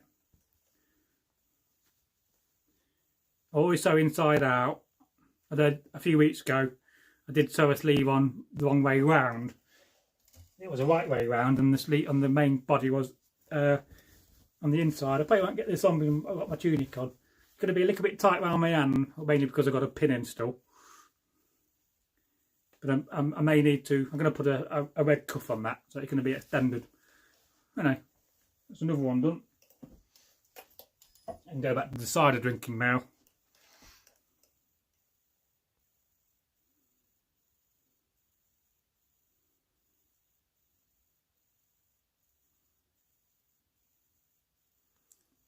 Yeah, so we have to do a video on the different stages of class. You know, of course you got, you know, kings and earls, thanes, then you got the Caldicus and peasants, and then slaves. So it'd be interesting to talk about what kind of clothes they would have wore, and talk about that in both Viking and Anglo Saxon society. So Andre says he's one of my most interesting people I've ever met. What really interested me is that he has a PhD background in hard science. Well, that's very cool. So Andre says, and contrary to what Icke believes, that's David Icke, we don't sacrifice babies. Well, yeah, well, that's just a complete nutty idea of his. It's bad enough he keeps going on about reptilians and the Queen being a reptile, which is quite interesting if you see his back information about it. Well, it doesn't mean it's fundamentally true. Although it is quite scary to see that some of the things David Icke has talked about have turned out to be true. And that's quite scary. But I'm always very wary about people that try to flog you a book at the end of the video. So Panada says, Bogo, I don't think anybody fluoridates the water in Northern Europe as they know it's deadly. Yes, I think that is true. I think we're quite lucky in Europe because of that. Except Ireland and Liverpool, another place in England. Oz, New Zealand can also poison. Gives you Texas teeth. Texas teeth. Because if you're saying Texas, you've got to pronounce it with a big T. It's not Texas, it's Texas. Because it was it General Sheridan who said that if he owned Texas, he would rent out Texas and live in hell. I think it was Sheridan. It might have been another one. It might have been Grant. So Martin Hale, could a normal person become a housecarl? A housecarl? Yes, of course they could. If you were lucky and you had enough coin, or you met the right people, or you were doing service to a thane or earl. So that's the thing about society in the Dark Ages and the Viking times and Saxon times, is that you could start off being a slave and end up being quite high up. Even a king in theory, although I think that rarely happened. So yes, of course you could. It all depends on how successful you are as well. If you was a successful peasant, you'll go up to the next rank. And if you're successful as a carl, you'll go up, then you'll be a house carl. So yes. I mean, Egil knows more about that because that's his expertise subject, being an archaeologist. I'm an engineer. So, Andre Linard, I thought Texas teeth was caused by crystal meth. What a terrible thing crystal meth is. Although, I'd imagine if I had some amphetamine, I'd tell you fake tales all night. But it wouldn't be very good for the channel. Of course, we always forget amphetamine was used in World War II. You know, gave it to all the crew of the bombers, Spitfire pilots. I mean, one of our relatives was a bomber navigator in World War II, flew Wellingtons. He said, "Oh, it's a boring job, Bragi. I used to take some beer up with me because, you know, when you're not occasionally shooting down Germans, you get bored out your mind. So you got to do something. So you wait until you do your bombing raid, and then you can have a few beers on the way back." But he said, "He used to give me these funny, strange pills to keep me awake." And I thought, well, I can't be bothered taking them. I'll take them when I go clubbing and dancing in those days, which was, of course, amphetamine.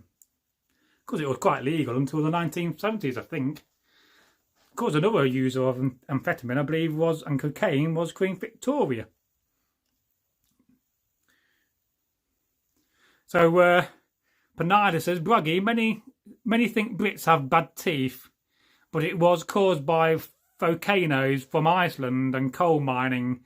Both have heavy fluoride. In Iceland, it will kill the sheep if not brought in, destroying their teeth. Yes, I have two missing teeth, one there, mainly because of poverty, because I couldn't afford to go and get a crown put in at the time when I was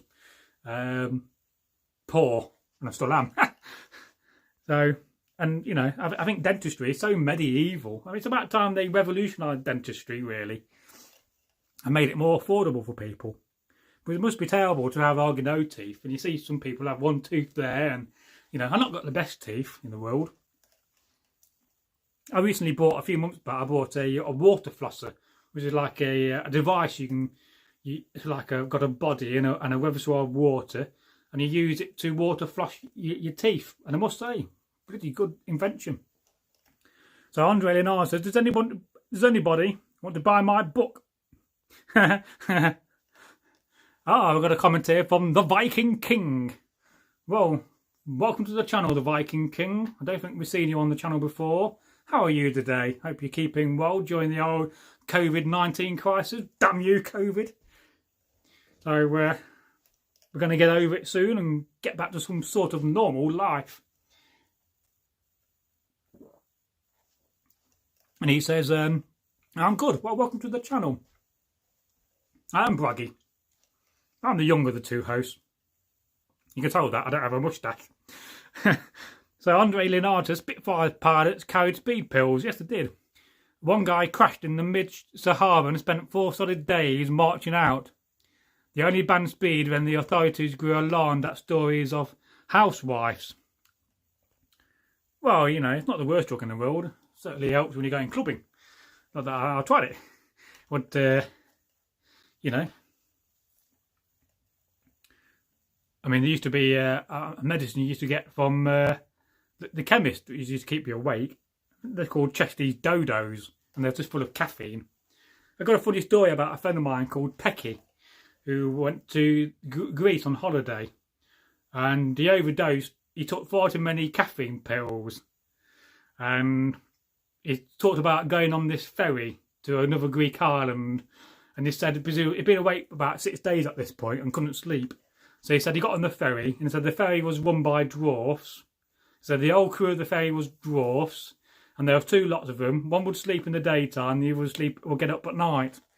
And then he talked about staying awake for another 4 or 5 days and not being able to sleep because of all these caffeine tablets, and ended up having an anti-caffeine injection to get into sleep for about 3 days.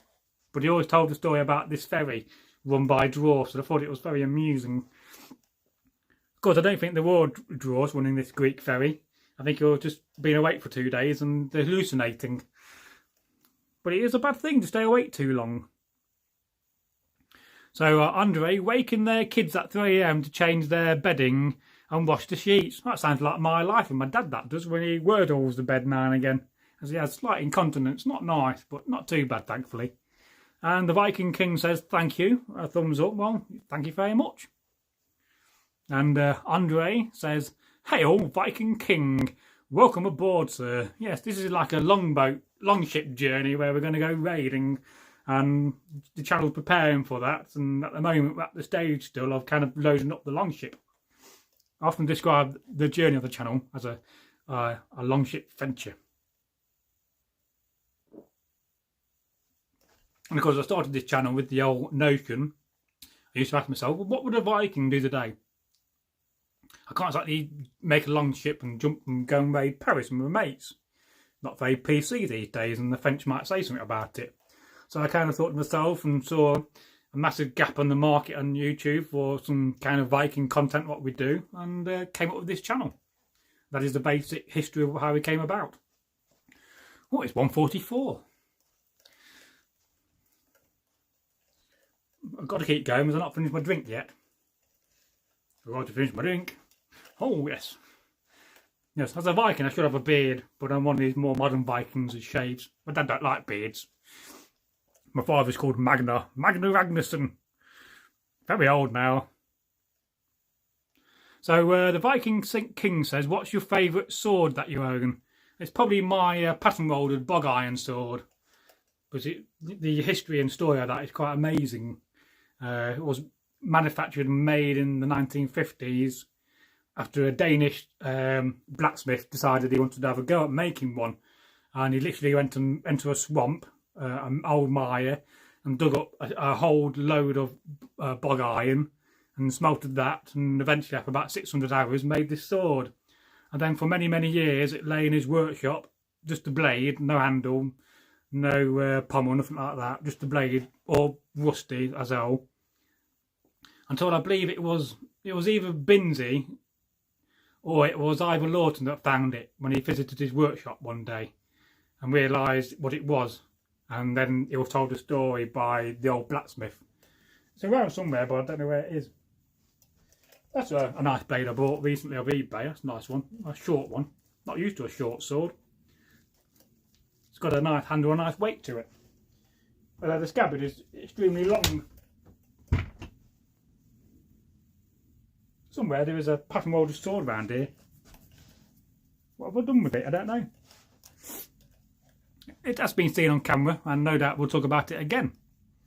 Oh yes, I mean, it is a long time to make a sword. 600 hours is the estimated time he spent on it, because he had to smelt the bog iron into a kind of a lump, and then you have to work that lump into a sheet so you can get the strips, and then you have to anneal the metal so you got different quality of metal with different carbon levels in it, so you ended up with a nice pattern molded sword. It does take a long time, if you're doing it all by hand. He didn't use a machine, he did it all by hand. I mean, 1950s, they didn't really have industrial hammers so much. It would be nice though to have a forge with an industrial hammer, or one you operate by your foot. That's something I dream about. Well, I tend to get sleep when I get it, you know. I'll get a few hours tonight and I get a couple of hours in the morning. My dad's pretty good in the morning. And if I can get 5 or 6 hours a night, I'm doing good. Then now and again, I just have a long sleep for about 8 hours and catch up. But you look at my videos, you'll see me some days how tired I look. It is very hard work being a carer. And at the same time, I'm running this channel. But it's not a bad thing, you know. Your mind doesn't stop when you've got a YouTube channel like this. It just keeps operating and keeps wanting to work on things. So Sharmanar says, just reading the instructions for sewing machine. We'll see if I can teach myself to use it. Well, I'm sure you can.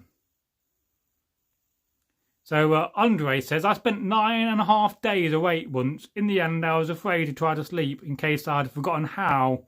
That was how many years ago before I went and got old.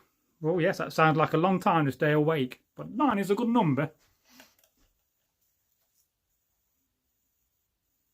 Yes, it's the same for me. I'm English. I mean, where are you from, Viking King? So, Andre says, Sharmanar, good luck, mate.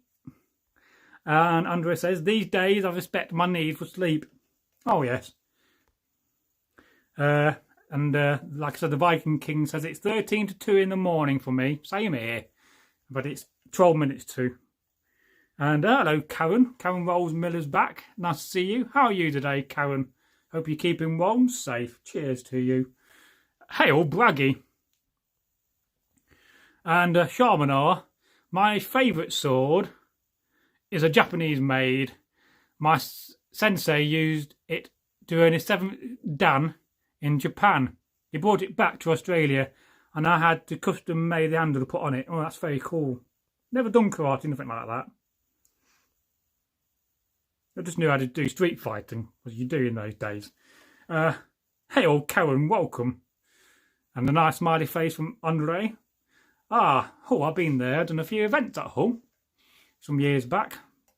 Very big place is Hull. That's where the Viking King is from. And Andre Leonard's, what do you do for Magnar? It's very admirable. Well, like I said, if it weren't for the fact that I care for my dad, he would be in a home by now, and I couldn't really, I couldn't put up with that.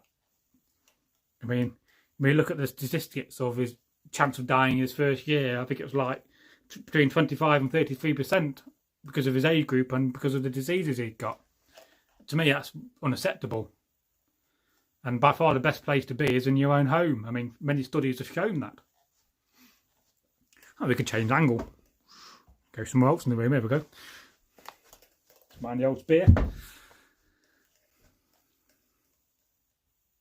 So Sharmanar says, I teach Aikido. I think I've got that, pronounced that right. Yeah, I've heard of that. A friend of mine used to do kickboxing. There's so many different forms of martial arts. They do talk about there was an old form of martial arts in Anglo Saxon culture, but not much is known about that. I find that fascinating and I'd love to know more. So Cameron Rolls Miller, hey all Viking brothers and sisters.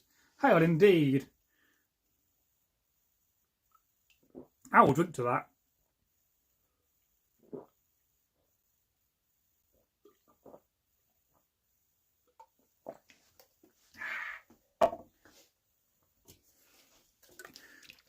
Oh God, I spilt some then. Shock.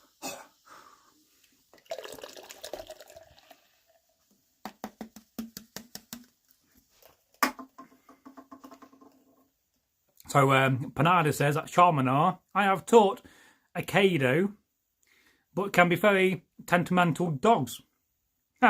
Andre Leonard says, would that be Viking Kingston on Hill? No, that's Hull. Is Kingston on Hull another place? I know it's a massive place, Hull. We used to do a reenactment in a park. It's North Hull, And just outside the park is a pub with a windmill in the garden, a proper-sized windmill. I can never remember the name of the park. That was when we did an event there, and I took my mate Ian. He was an ex-paratrooper, and he somehow managed to liberate a barrel of beer and a barrel of wine. I got no idea how he did it, but the minute I get drunk that night, and then he woke up the next day in the middle of the park, in the middle of a rose bush, woken up by one of the park rangers, and I said to him, "Well done, lad. You've done the regiment proud." Waking up in the middle of a hedge of a rose bush. But then again, he was a para. No, he wasn't a para. He was a marine. Even worse. If you're watching, you'd be insulted by that. Could have been a para. As a paratrooper. His name's Ian. I've not seen from Ian for ages. He got homeless at one point and lived in his car in a field for about 5 months with his mate called Paris. But neither of those two had done Viking reenactment. They did Civil War with me.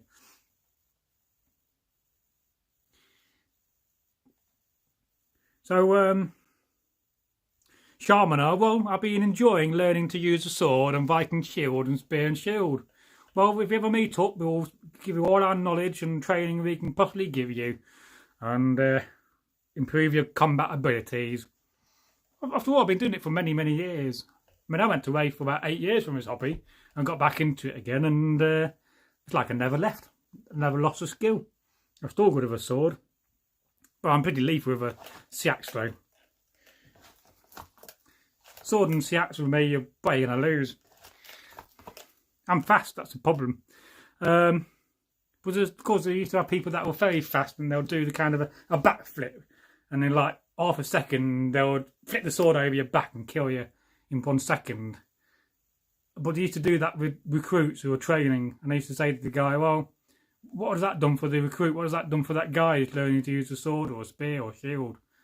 Because what you've done is gone into the battle during the training and killed him in 1 second. It's not learnt nothing. It's just learnt how to die quickly. So it's good being fast, but you've got to also teach at the same time, have that balance. So Andre says, sounded like you were keeping into a bottle then. Oh, did it? So Panada says, I think I've stayed too long. I will listen in bed. Bogo later on finish off with a poem to send me to sleep. Night night. Well, yes, rather good with my old lyrics. Problem is when you do a live stream, you go to bed and all you think about is your live stream and what you've been doing, and your brain can't turn off. I've got one of those brains that doesn't turn off anyway. I mean, I go to bed and it's more wired up. You know, I had a mad dream last night. I was driving some dinosaurs in a massive truck, and I was having a competition with some friends or some people, and I got carried away and I drove the truck through a barrier and the truck tipped over and all these dinosaurs got let loose. I have some mad dreams. So Andre says, good night, Panada, sleep well. Well, sleep well indeed. Andre says, Karen, I believe he is drinking the blood of his enemies tonight. Well, indeed I am. So the Viking King says, I had a dream about skydiving on a cow. Yeah, funny how you mentioned cow, because I've got a very nice story to tell about a cow, if ever you want it. From Iceland, land of ice and fire, and those very brave Icelandic Vikings. Ah, Andre says, Leonard, that was meant to say peeing in a bottle. Oh, wordling in a bottle. Well, I won't do that on camera. But I've got a bottle. Look at it, I got a good bladder. Well, she's doing a 5-hour live stream. You would have thought after 3 pints I'd need to go to the bog. But I think on my family side we've got good bladders. Well, I went to Japan once and didn't go to the toilet on the plane once. So there you go. And Karen Rose Miller says, I hear that. No, it's just me pouring the cider into my vessel. I've been thinking of that word all day. Viking King, Thor, indeed. God of thunder, Thunar, may be blessed. And bless you back too with strength and wisdom. And the Viking King says connection. Are we losing connection? Well, we've got 30 frames a second, so we should be relatively good. Of course, when you're doing a live view, it's upload speed you need, not download speed.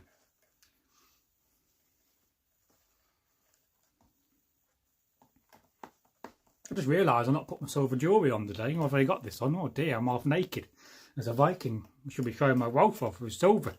Never mind. There's always another day. I wonder if you could live stream in 1080p instead of 720. We're recording in 720. I have to look into that. Yeah, we did have connection issues earlier when it made a buzzing noise. But I think that's because of the network interference, and the network's not been very good the last few days.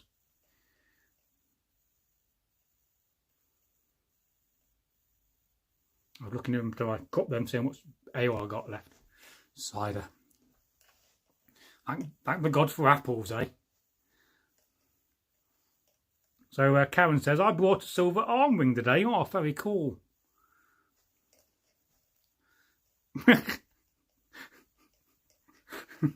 Oh, that's going to be in my head all day now. So Andre says, the police song would have been very different if it was called Wordling in a Bottle. Good song, I do like the police. So the Viking King, what's going on? It's reconnecting. No! We're down to 2 watchers again. Oh dear. So perhaps we're having a few internet issues. Andre Linar said, you've vanished. Have I? I'm a magician. I should now go over here now. You won't see me. And you'll be really confused. Where's Bragi? I can hear Bragi, but I can't see Bragi. Is Bragi there? Perhaps Bragi's wearing a cloak of invisibility. But no, I am not Harry Potter. The connection's gone. I could restart again. Try that. Let's give it a couple of minutes, see what happens. Perhaps it when I move my tripod. Did that do anything? Well, perhaps it's getting to that point of the night when it's time to say goodbye. But we'll see. I was doing some sewing earlier, Viking King. On camera, I made a sleeve for my new Viking tunic. If you ever need any patterns, just let me know. So Karen Wells Miller says, are we on the long ship today? No, I wish I had a long ship. My pond's not big enough though. I need a big lake or be next to the river. It's been a long time since I've been on a long ship.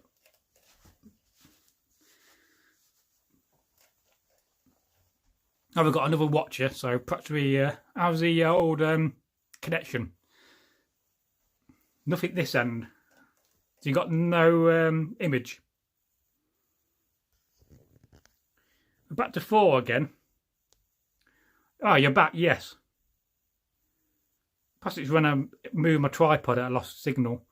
Can I just check? Let me just check. I got internet. Well, sometimes I can lose connection to my BT home hub. It's Loki. I tell you, he doesn't like me. He's always playing tricks on me and losing connection. So the Viking King said, "What's your book about?" Oh no, it's not a book. It's a story. It's a folk tale. Fundamentally, that's what the channel's about. It's about telling traditional stories in the old sense. So you get the image and feel that you're in a longhouse 1,000 years ago or more. It's just a story about a magical cow called Bukala and a boy who eventually becomes a man. But in the meantime, has to go and look for a cow and, well, meets a very unfriendly giant. Last thing you want to meet in Iceland, isn't it? You know, bad if you go looking for a cow, but you got to meet a giant. So the Viking King, Loki's still there. Ah, I think he is. I've never written a book. And Karen Rose Miller says, Loki has been very busy these days. Oh, I'm very busy indeed.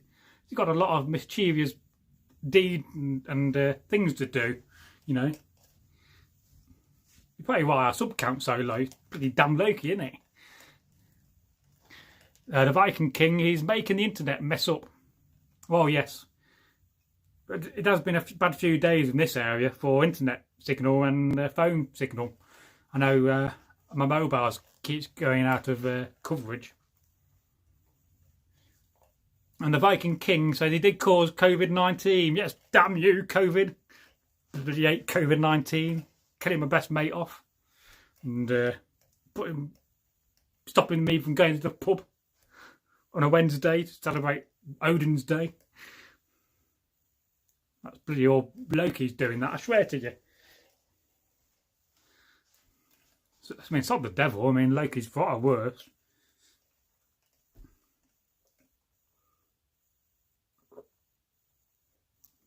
Somebody said the other day that I remind them of Loki.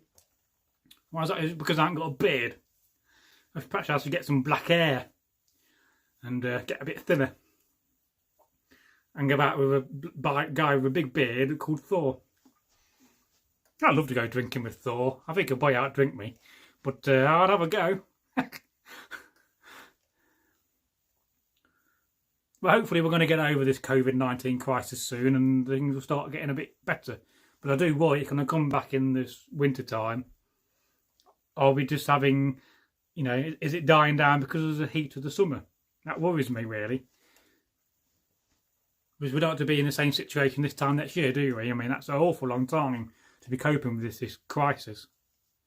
You know, I've still not managed to get a shopping delivery done yet. I'll just be ordering beer, but yeah.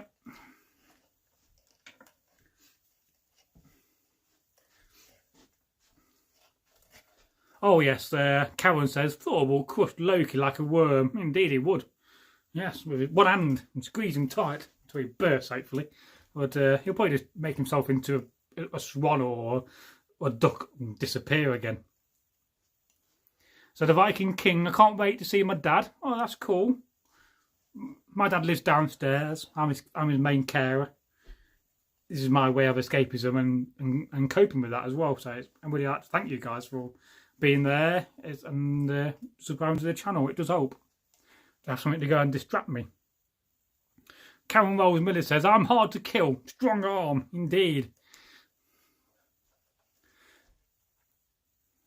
So Andre says, I caught COVID-19 from my pet raven, Hugin. Oh yes, Hugin on Mugin. Get her out a bit.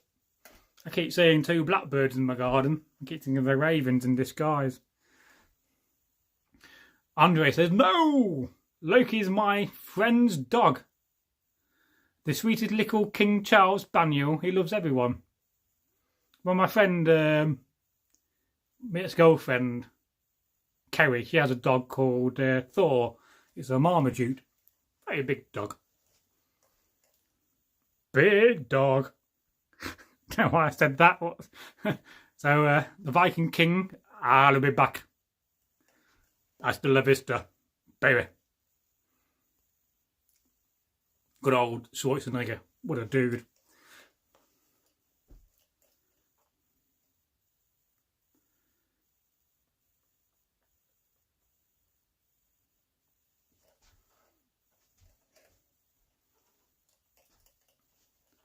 Oh, I'm kind of running out what to talk about now. It's been a long few hours. I started this about 9:20. So it's been a long evening.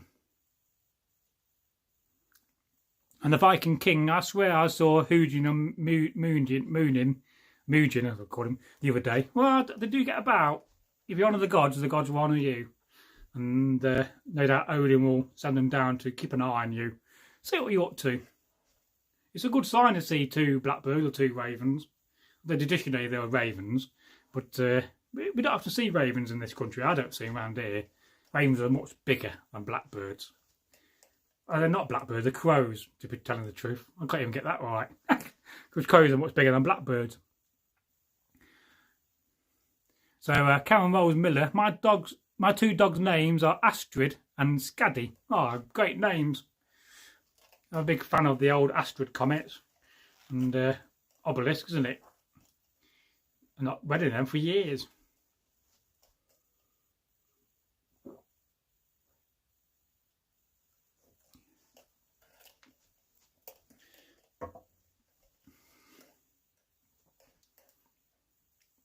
I quite like a dog, but my dad don't like him too much. He likes cats.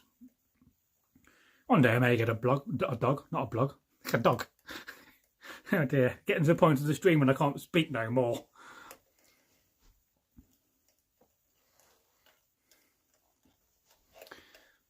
So Karen Rose Miller says, my nickname is Blackbird. Oh, right, cool. Try to remember that.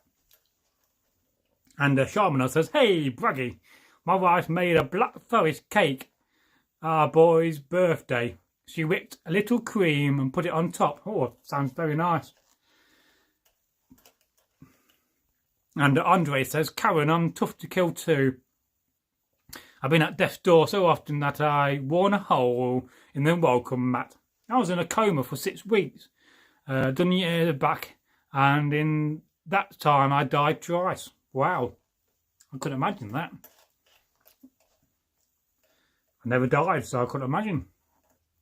Never been in a coma. I've not been unwell for years. I mean, last time I went to the doctors, he said, bloody hell. He said, you've not been here for years. I said, I know, I'm never bad.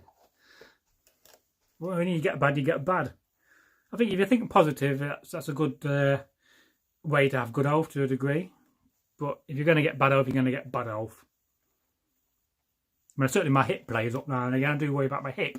I think that will have to be replaced in 20 years or 30. And then I worry about my left knee. The amount of times I've been hit by axes and swords in my left knee. People always used to hit it. I don't know why. So Karen Rose Miller says, my cat's name is Nee Boo. Oh, cool. Used to have a cat called Charlie and Titch. And we had one called Monty. Monty was a grey cat and very nervous around people. Ah, Sharmanar, not a little cream, a litre of cream. Oh wow, that's a lot of cream. I have to go back and reread that. Oh, litre, yes. Yes, I read that wrong. Of course, little in the old English is lickle. And the word for big, or the opposite of little, is mickle. Because there's a place near me called Mickle Over, basically translated as Big Hill. And then next door to that is a place called Little Over, which translates as Little Hill.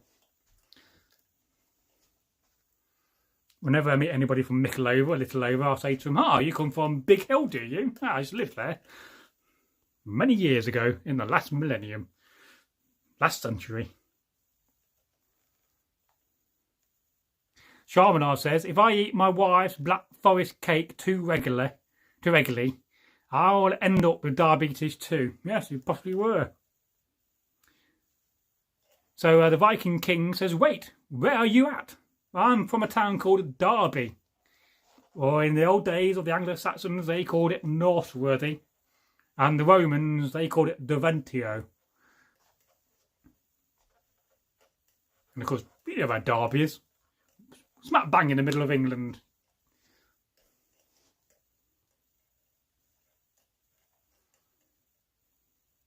Andre says, but what a glorious way in which to explode your pancreas. Oh, yeah, never a good thing. So Karen says, it's hot here, 91 degrees. Is it hot there, Bragi? No, not really. It'll be about 12, 13 degrees outside. I could take you outside with a camera, but it's dark. You won't see anything. So the Viking King says, Derby. My cousin lives there. Oh, yes, it's spelled with an E. People don't understand how Americans will say Derby, but we pronounce it Derby. Of course, originally it was called, the Vikings called it. So the Vikings came and they kicked out the Saxons that didn't want to stay there, and the other Saxons would have probably converted and lived with the Vikings, and they renamed it from Northworthy, which basically translates as North Market or North Meeting Place, and they called it Derby, as in Deer Town. It was a wooded enclosure, lots of woods and lots of deer. And it's very unique. It's the only city in the whole of the UK with a complete change of name, as most towns or cities had a bit of Anglo-Saxon or a bit of Celtic or a bit of Viking in the name. But the Vikings completely rebranded it. to Derby. It's going to be spelled a few ways. As it's been raining in the UK for the last few days, it's been quite nice. Because it's not rained for about a month really. And the soil was very, very dry. And of course, you know, gardens suffer during these dry moments. So it has been nice to get a bit of rain, and it's going to warm up to about 22, 23 degrees at the weekend. So probably get out in the garden. I've got to mow the lawn. So the Viking King says, do you know Withensea? I've heard of it. I don't think I've ever been there. Because I know Holderness, but there used to be a Holderness group that left from the main society. And then they became a very elite group of people who did the Vendel period. So Karen Rolls-Miller says, my ancestors were Normans, French, Vikings. Cool. I've not really traced my history family back. But I do think we've got Viking blood in the family because I got club toes, which is a sign that the Vikings suffered with a generic disease where the hands would be clubbed on the toes. But it would be very interesting to get a DNA test on the channel and, you know, see where we come from. I laugh if I don't turn out to be a Viking. So the Viking King says it used to be called the Danesland or the Danelaw, indeed. Of course, you're not far from Bridlington and Danes Dyke, where you are. I think it's down south from you, isn't it, Bridlington, if I recall. So Withensea, is that near Bridlington? Oh, look at that. Chances of me talking about Bridlington and you mention it. Well, club toes. So my after two toes club in. So they're not straight, they go under each other. I won't show my feet on camera, you'll put you off your dinner. But it is a generic sign you've got Viking blood in you. And of course, this area is populated by the Vikings. And so they got kicked out by the Normans. Damn you, Normans. But we won't hold it against them. They were posh Vikings after all. So the Viking King says, yeah, like an hour or so away. Yeah. I've done events both in Bridlington. I think North Bridlington there's like a stately home. Can't remember the name of it. But we did a battle reenactment there. I forget now. I've been to too many places. And the Viking King says, not sure.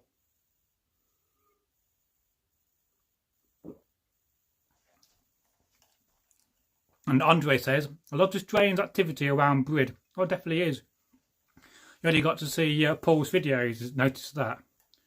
From werewolves to UFOs. I think it must be a hot spot, no doubt about it. So, I know my sister, she got web feet. And then on my sister's family, they've all got a big middle toe. And they called it the billy toe, which is like a massive, it is big toe at the end. Mad.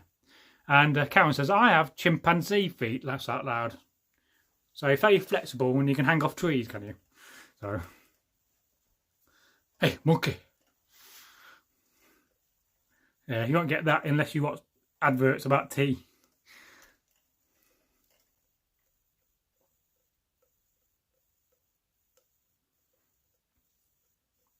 We don't really get strange activity around here, or perhaps we do. I don't know.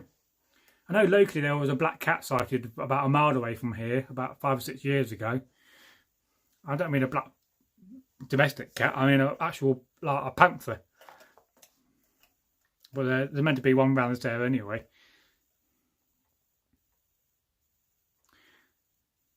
So Karen Rolls Miller says, yes, all right, I never heard of chimpanzee feet. I'll have to look that up now.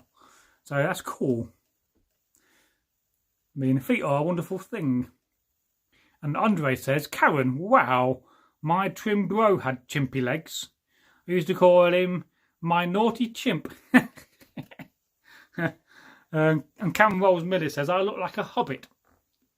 Oh, cool. Have you got hairy feet as well, have you? The hobbits are well known for hairy feet. How's it been good morning by Baggins? What sort of a morning is it? Do you mean as a good morning, or is it just a nice good morning? Fancy being mourning by a Baggins. So Andre says, can you pick up bananas with your feet? Question mark. Smiley face. With some like red cheeks.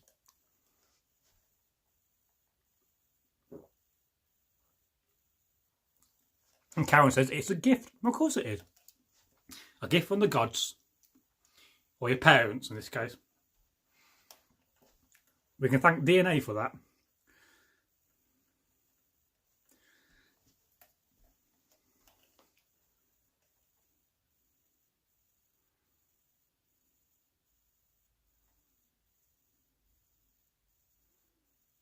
So Sharmanar says there were regular sightings of panthers on the south coast of is it New South Wales, NSW, where I grew up. So what's the reason for that? Because the reason we have panther sightings is because of, in the 1970s, they changed the regulations for keeping wild animals. So a lot of them got released. Is that the same thing in Australia? New South Wales. There you go. Andre says, a wizard is never late. He arrives precisely when he means to. Yes, indeed. Yeah, I love those films.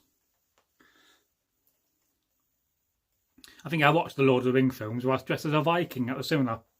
There you go. And looking forward to making some more content from the world of Tolkien. I'm also looking forward to the new Game of Thrones content they're meant to be making. What we'll see how good that's going to be. Oh dear, I'm running out of ale.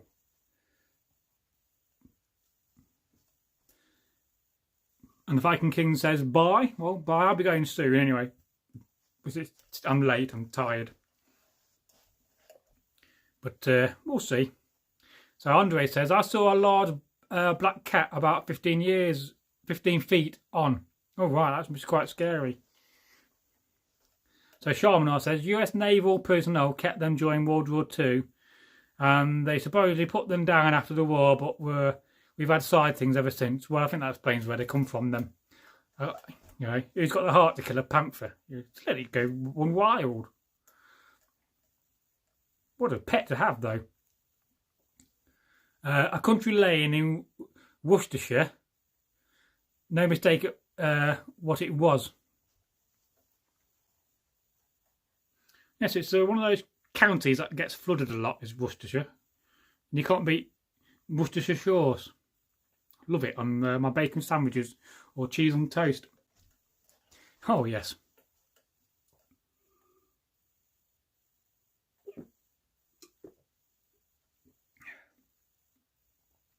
I'm just checking to make sure I've not left any.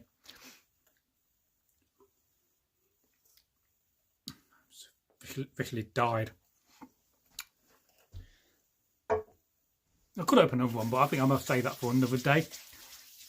Sharmanar says the US troops had them as mascot. Yeah, that makes sense. I mean, well, we got a regiment from Derby, the Nottingham Forest Regiment, and we have a Wham for our mascot. Of course, very famous, the Nottingham Forest Regiment. Fought in World War One. My granddad was in them. My great granddad. He got shot in the head. He survived though. But never the same since.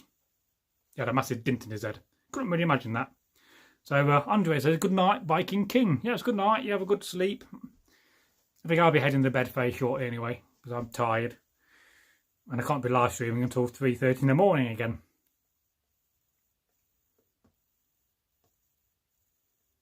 But would you like me to finish on a folk tale before I go?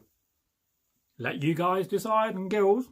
Let's not forget Karen is a lady. Hello. Although I do have a list of folk tales I've not told yet on camera. For 3 pigs. Of course, I have put out a version. If you're not seeing it, if you go to the Bragi Magnarsson channel, I've told a version of the 3 pigs where I swear a lot. It's very, very funny. It's a completely different telling of the story. So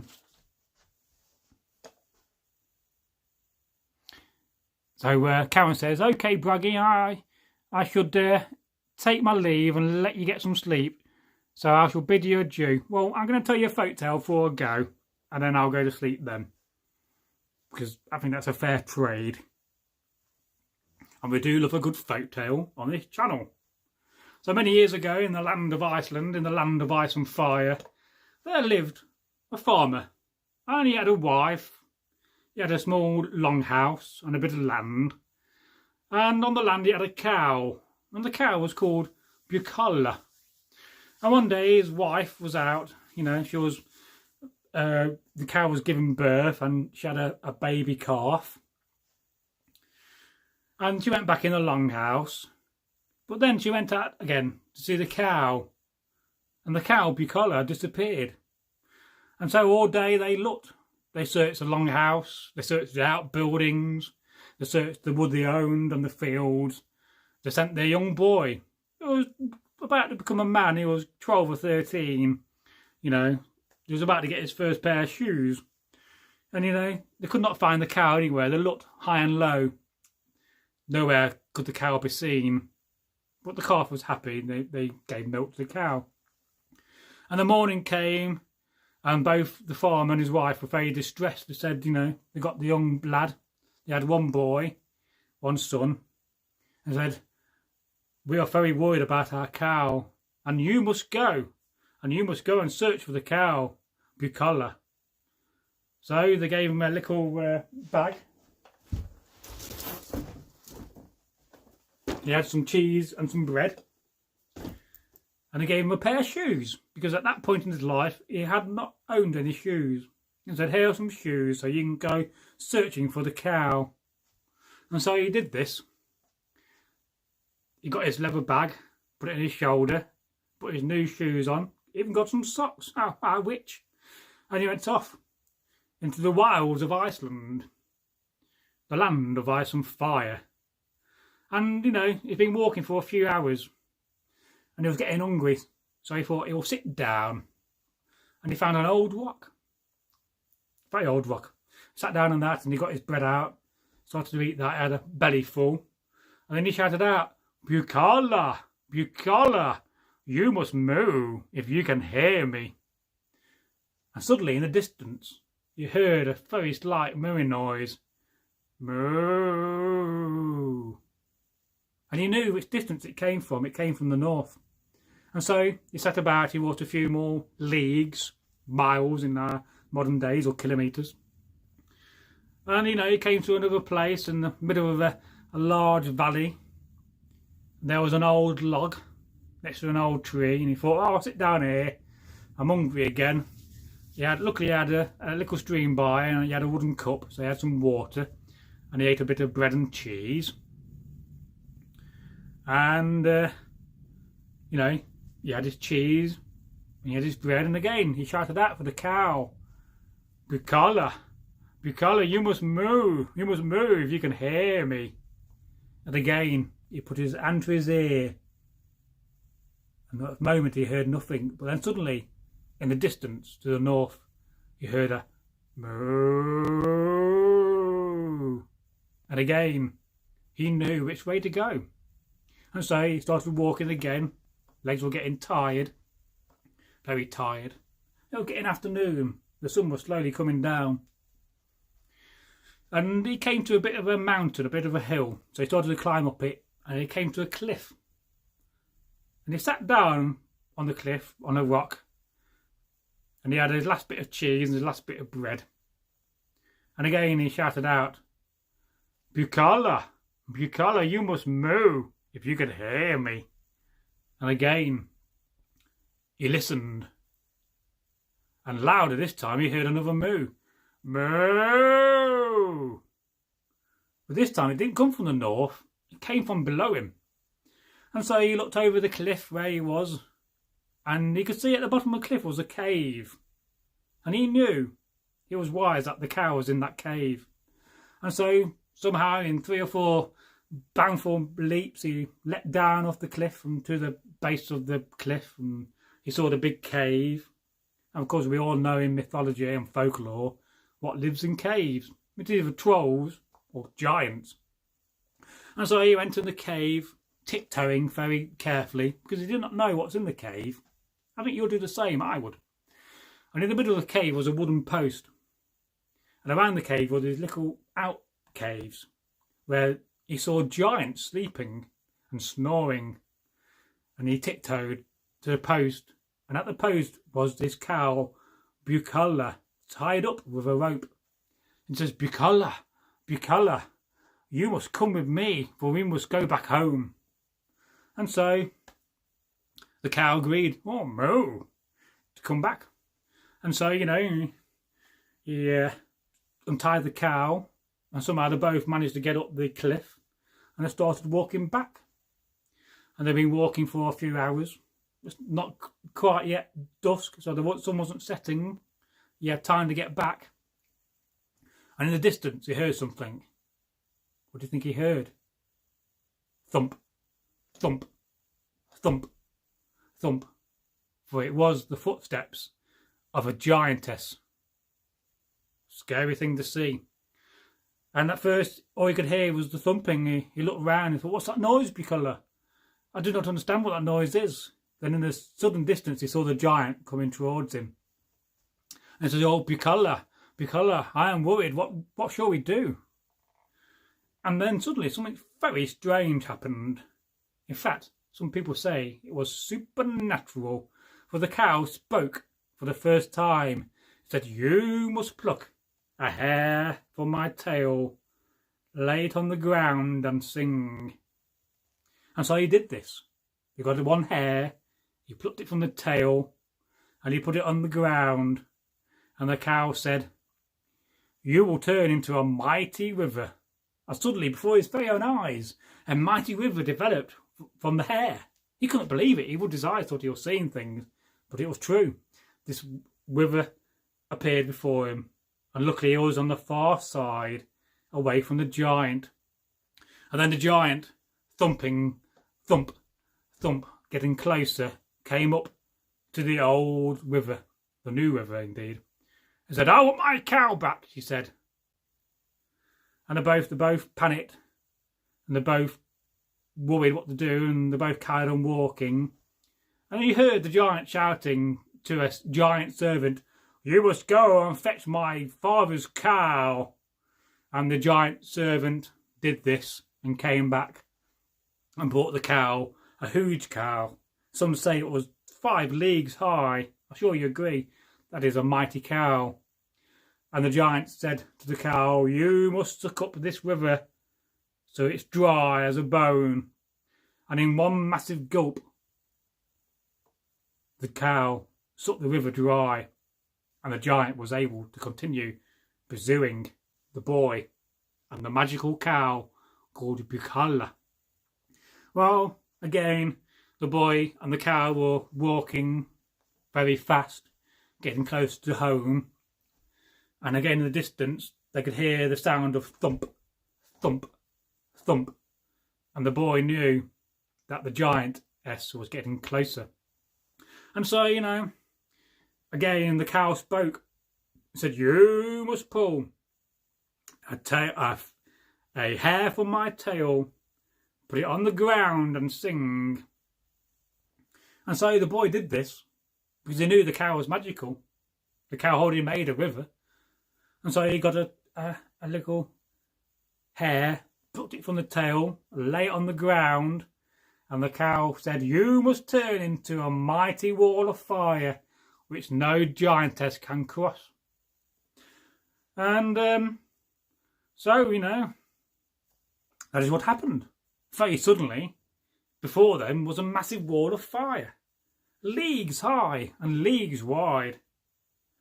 And the boy thought to himself, well, now we are safe and we can go back home to my mother and father, and I can bring back the cow, Bucola. And so, you know, they started walking, and you could hear in the distance thump, thump, thump as the giant's footsteps got closer. And he heard the giantess call out again to the servant, you must bring back my father's cow. And the giant servant reluctantly went back to the cave and brought back the same cow. And she said to the cow, you must let the water go to put out the fire. And in one massive gulp, the water came out of the cow and the fire was gone, put out.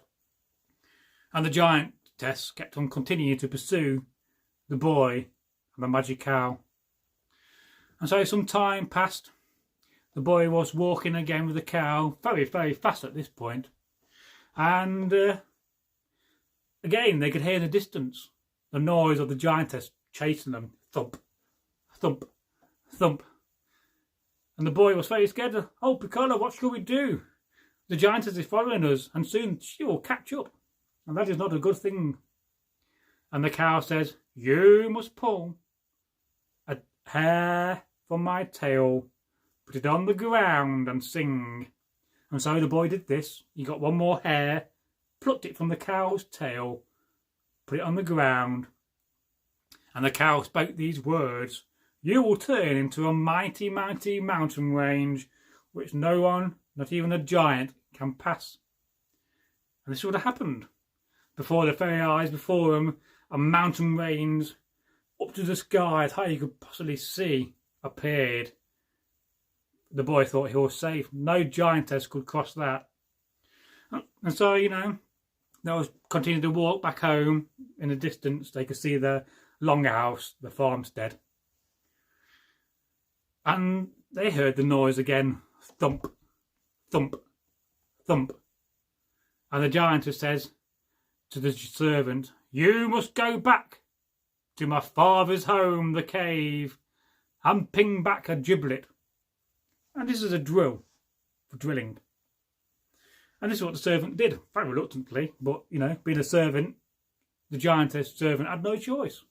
And after some time, she brought back a massive drill, and then the giantess started to drill a hole in the mountain, drilling and drilling and drilling.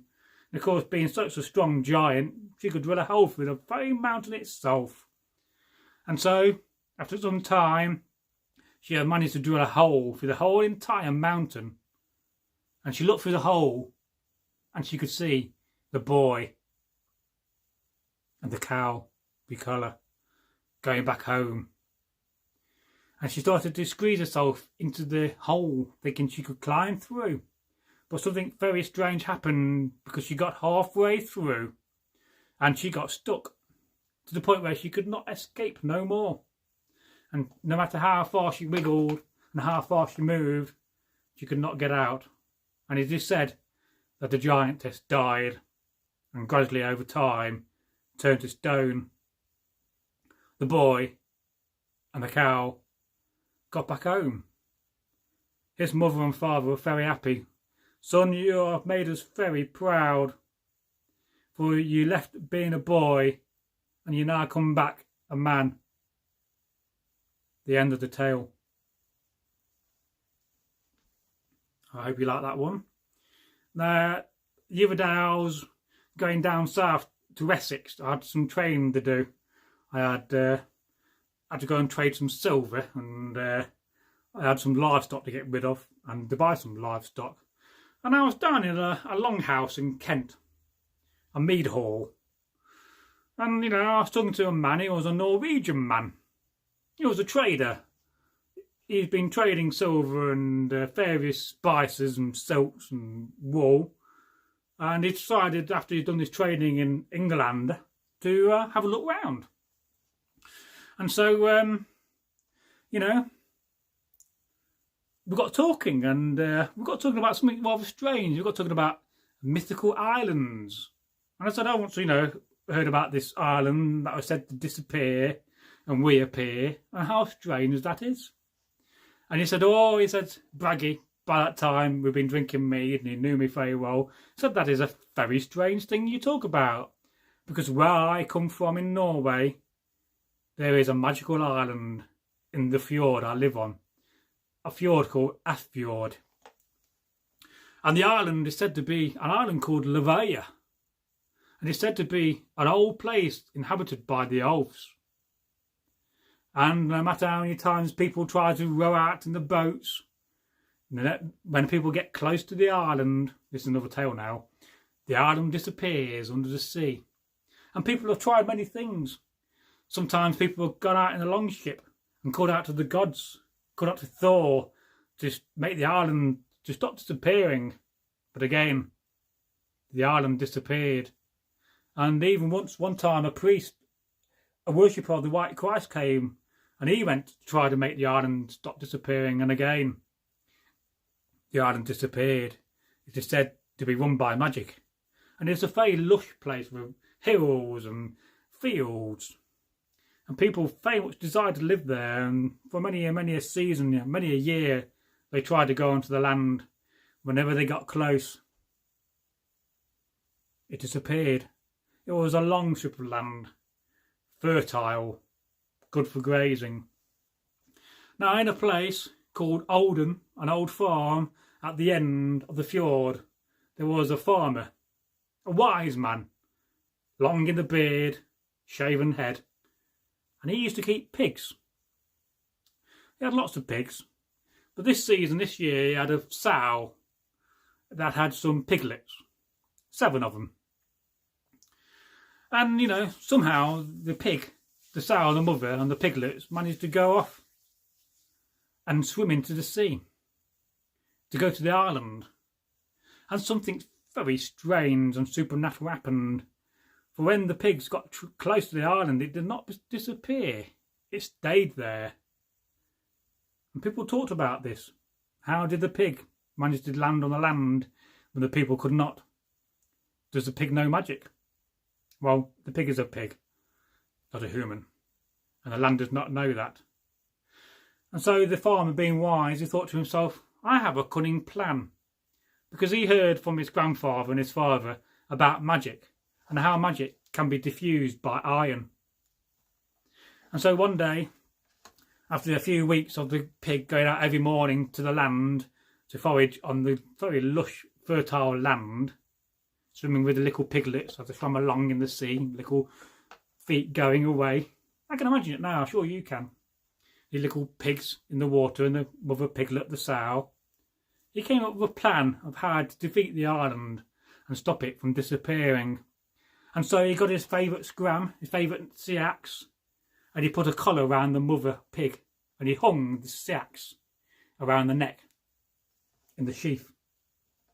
And the very next morning, the pig and the piglets, all 7 of them, got up and they started to swim towards the sea, towards the island of Lavoia, a true place. And when the piglets landed on the land, something strange and supernatural happened, for the iron diffused the magic, and the island never disappeared again. And after that time, people was able to land on the land and cultivate it and build longhouses. And people still live there today. A wonderful tale. I'm sure you agree. Now, another tale I learnt recently is about these 2 ghosts. Many time ago in the land of Scotland, the Hiberno Norse, there lived a mother. And she was a widow. Her husband died in battle many years ago. And she had 2 sons. I'm telling you 3 folk tales before I go. This is the 3rd one. And, in the folk tale, the sons had no names. But in this time, I called them Thorgrim and Thorbert. Now, Thorbert, he was a wise man and the older brother. And he thought to himself, he was a priest. And he worked hard on the land in the daytime. And worked hard in the evening, doing his priestly things and going around. But his brother, his younger brother, Thorgrim, well, he was a drinker. He loved to go out every night when he had coin to go to the mead hall and get drunk. And he was very well known for walking back at about midnight or 1 in the morning. And between them, the longhouse, and the village, there was a thing called a kirk. Now, a kirk in old Scottish folklore is a churchyard.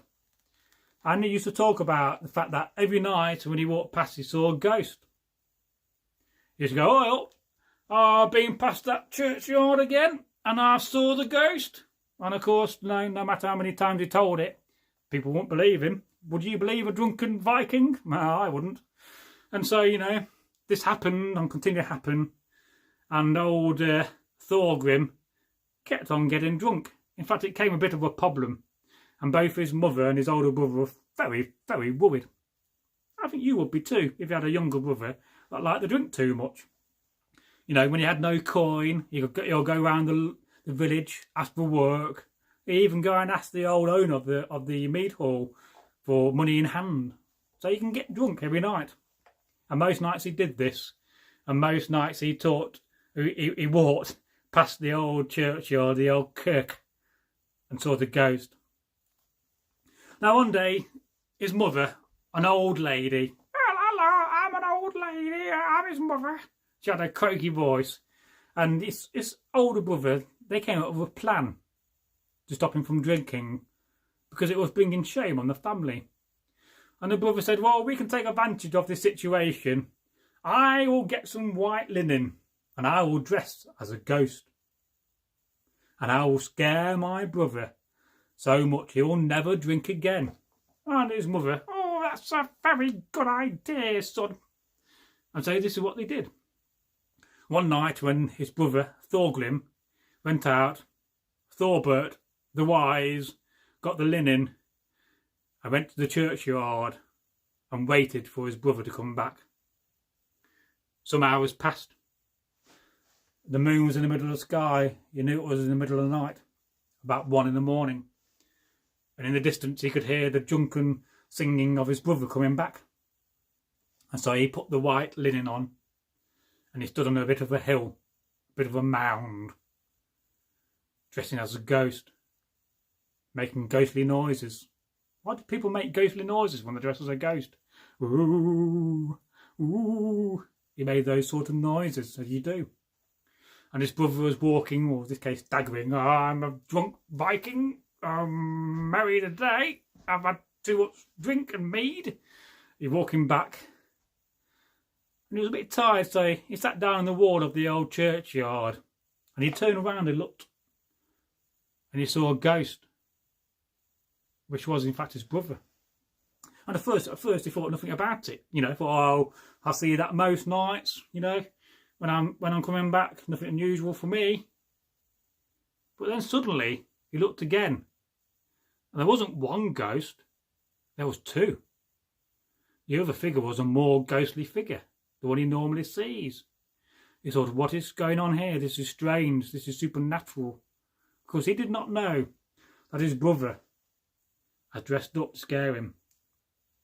And something very tragic happened that night, because his brother, Thorbert, never realised that the ghost was real, and he looked round, and to his horror, to his fright, he saw the ghost, and it scared him so much he fell down the mound and hit his head on the wall and died there. The end of the tale of the two ghosts. You may see that around about October when it comes out, as I'll film that video. Look at some of your comments before I go. So Charmano says, "Thanks Bragi, sleep well." I will do. Andre says, "This island sounds like the legendary High Brazil, which appears on many old maps but often couldn't be found." Well, that's another legend of Ireland, that an island often is seen to the coast on the west of Ireland, a magical place. Although it's a completely different country, it's a very similar tale. And where do tales of mythical islands come from? It's very interesting, you know. Lavoie is an actual place. I looked it up. You know, makes you think. Just because you don't see it doesn't mean it's not there. And let's just talk about iron. Now, there's another tale called the How to Trick a Troll. And I don't recall the places where it was at. I think one was called Roxvold. It is often said that at night you can see a thing in the hills called troll lights. And you may be asking yourself, "Well, Bragi, I don't understand what troll lights are." Well, troll lights are the lights that can be seen where trolls keep their treasure. Trolls are often known for treasure. And it is said that if you see a troll light and you can walk up to the troll light without blinking, you have a chance to get the treasure. But as you can imagine, very hard not to blink. And many people saw the troll lights in this valley, all throughout Sweden, where it comes from, this tale. And no matter how many times people tried to go up to get the treasure, no one managed. People would always blink and the light would disappear, not to be seen again for days or weeks. Now one day there was a man, a wise man, and he thought to himself, well, I'm fairly certain I can get to the troll's treasure without blinking if I concentrate hard enough. At first he did not see any troll lights, but one night he was out, coming back from a village. And in the distance on the hill, he saw the troll light. He knew this was his opportunity to go and get the treasure. And so, he started walking, concentrating not to blink with his eyes wide open. He even got his fingers on his eyes, I reckon, because it's very hard not to blink. And eventually he came to a little encampment on the side of the hill, the mountain. And the troll was surprised. "What are you doing here?" said the troll. "I said, I've managed to get myself up here to your troll light so I can get your treasure." And the man said, "Well, where's your treasure then?" I said, "You come with me and I'll show you some treasure. But there's no way you're going to get the treasure. You can carry my treasure away, you can have it," said the troll. And he was a big, nasty troll with big eyes, massive ears, the most hideous nose and spots all over his face. I'm sure you agree, you're not a nice fellow to meet. As we talk about how, yes, iron works. This comes into this tale. And so the troll, he took the man, whose name we don't know, to a cave high up in the mountain. It took some hours to get there. Must be hard work. The mountains are high in Sweden. And so, "This is some treasure," said the troll, and he showed him a massive cauldron. It was so big, the cauldron, the man had never seen a cauldron so big before. And he looked in, he peered. It was all full of gold and silver, coins and bracelets and necklaces. I'm sure you agree, it's a wonderful thing to see. And I would want it, just like you would. And so, he thought to himself, well, how do I get this treasure? And then again he remembered the tales of his father and his grandfather about how iron diffuses magic. So very quickly he got his gram out, his seax, and he threw it in the cauldron. And then something strange happened, for the magic left the cauldron and he was able in one big lift to lift the cauldron up and carry it away. That is how a man tricked the troll from his treasure. And he became wealthy after that day. Probably the most wealthiest person in the valley. It's interesting how iron diffuses magic. So on that point, I'm going to say goodnight. I'm going to wind up this live stream. It has been a wonderful live stream, and I'll try to do another one this week. Maybe Wednesday, maybe Friday. You never know. I'm not going to schedule them because I find scheduling these live streams very difficult. So what will be, will be. But I do hope you enjoy it. There's 4 folk tales for the end. A little bonus for anybody who gets to the end of these videos, because they don't know what they're going to miss, do they? And if you have any questions before I go, I'm more than happy to answer them. If not, I'll end the live stream and get changed into my pyjamas. Won't be doing that on camera. So Karen says, good night, Bragi. Well, good night, Karen. And good night to Andre. And good night to Sharmanar. You stay safe out there, folks. And as in the words of Egil, stay groovy. Been a good live stream. I enjoyed these tonight. So Andre said, good night, lovely people. Sleep well all. I certainly will do. I'm probably going to go and watch some more TV for another half an hour. But never mind. Well, I've got to figure out how to end this now. There we go. Good night. May the gods look down on you, bring you wisdom, strength and luck. Don't forget to leave a comment and share this video afterwards.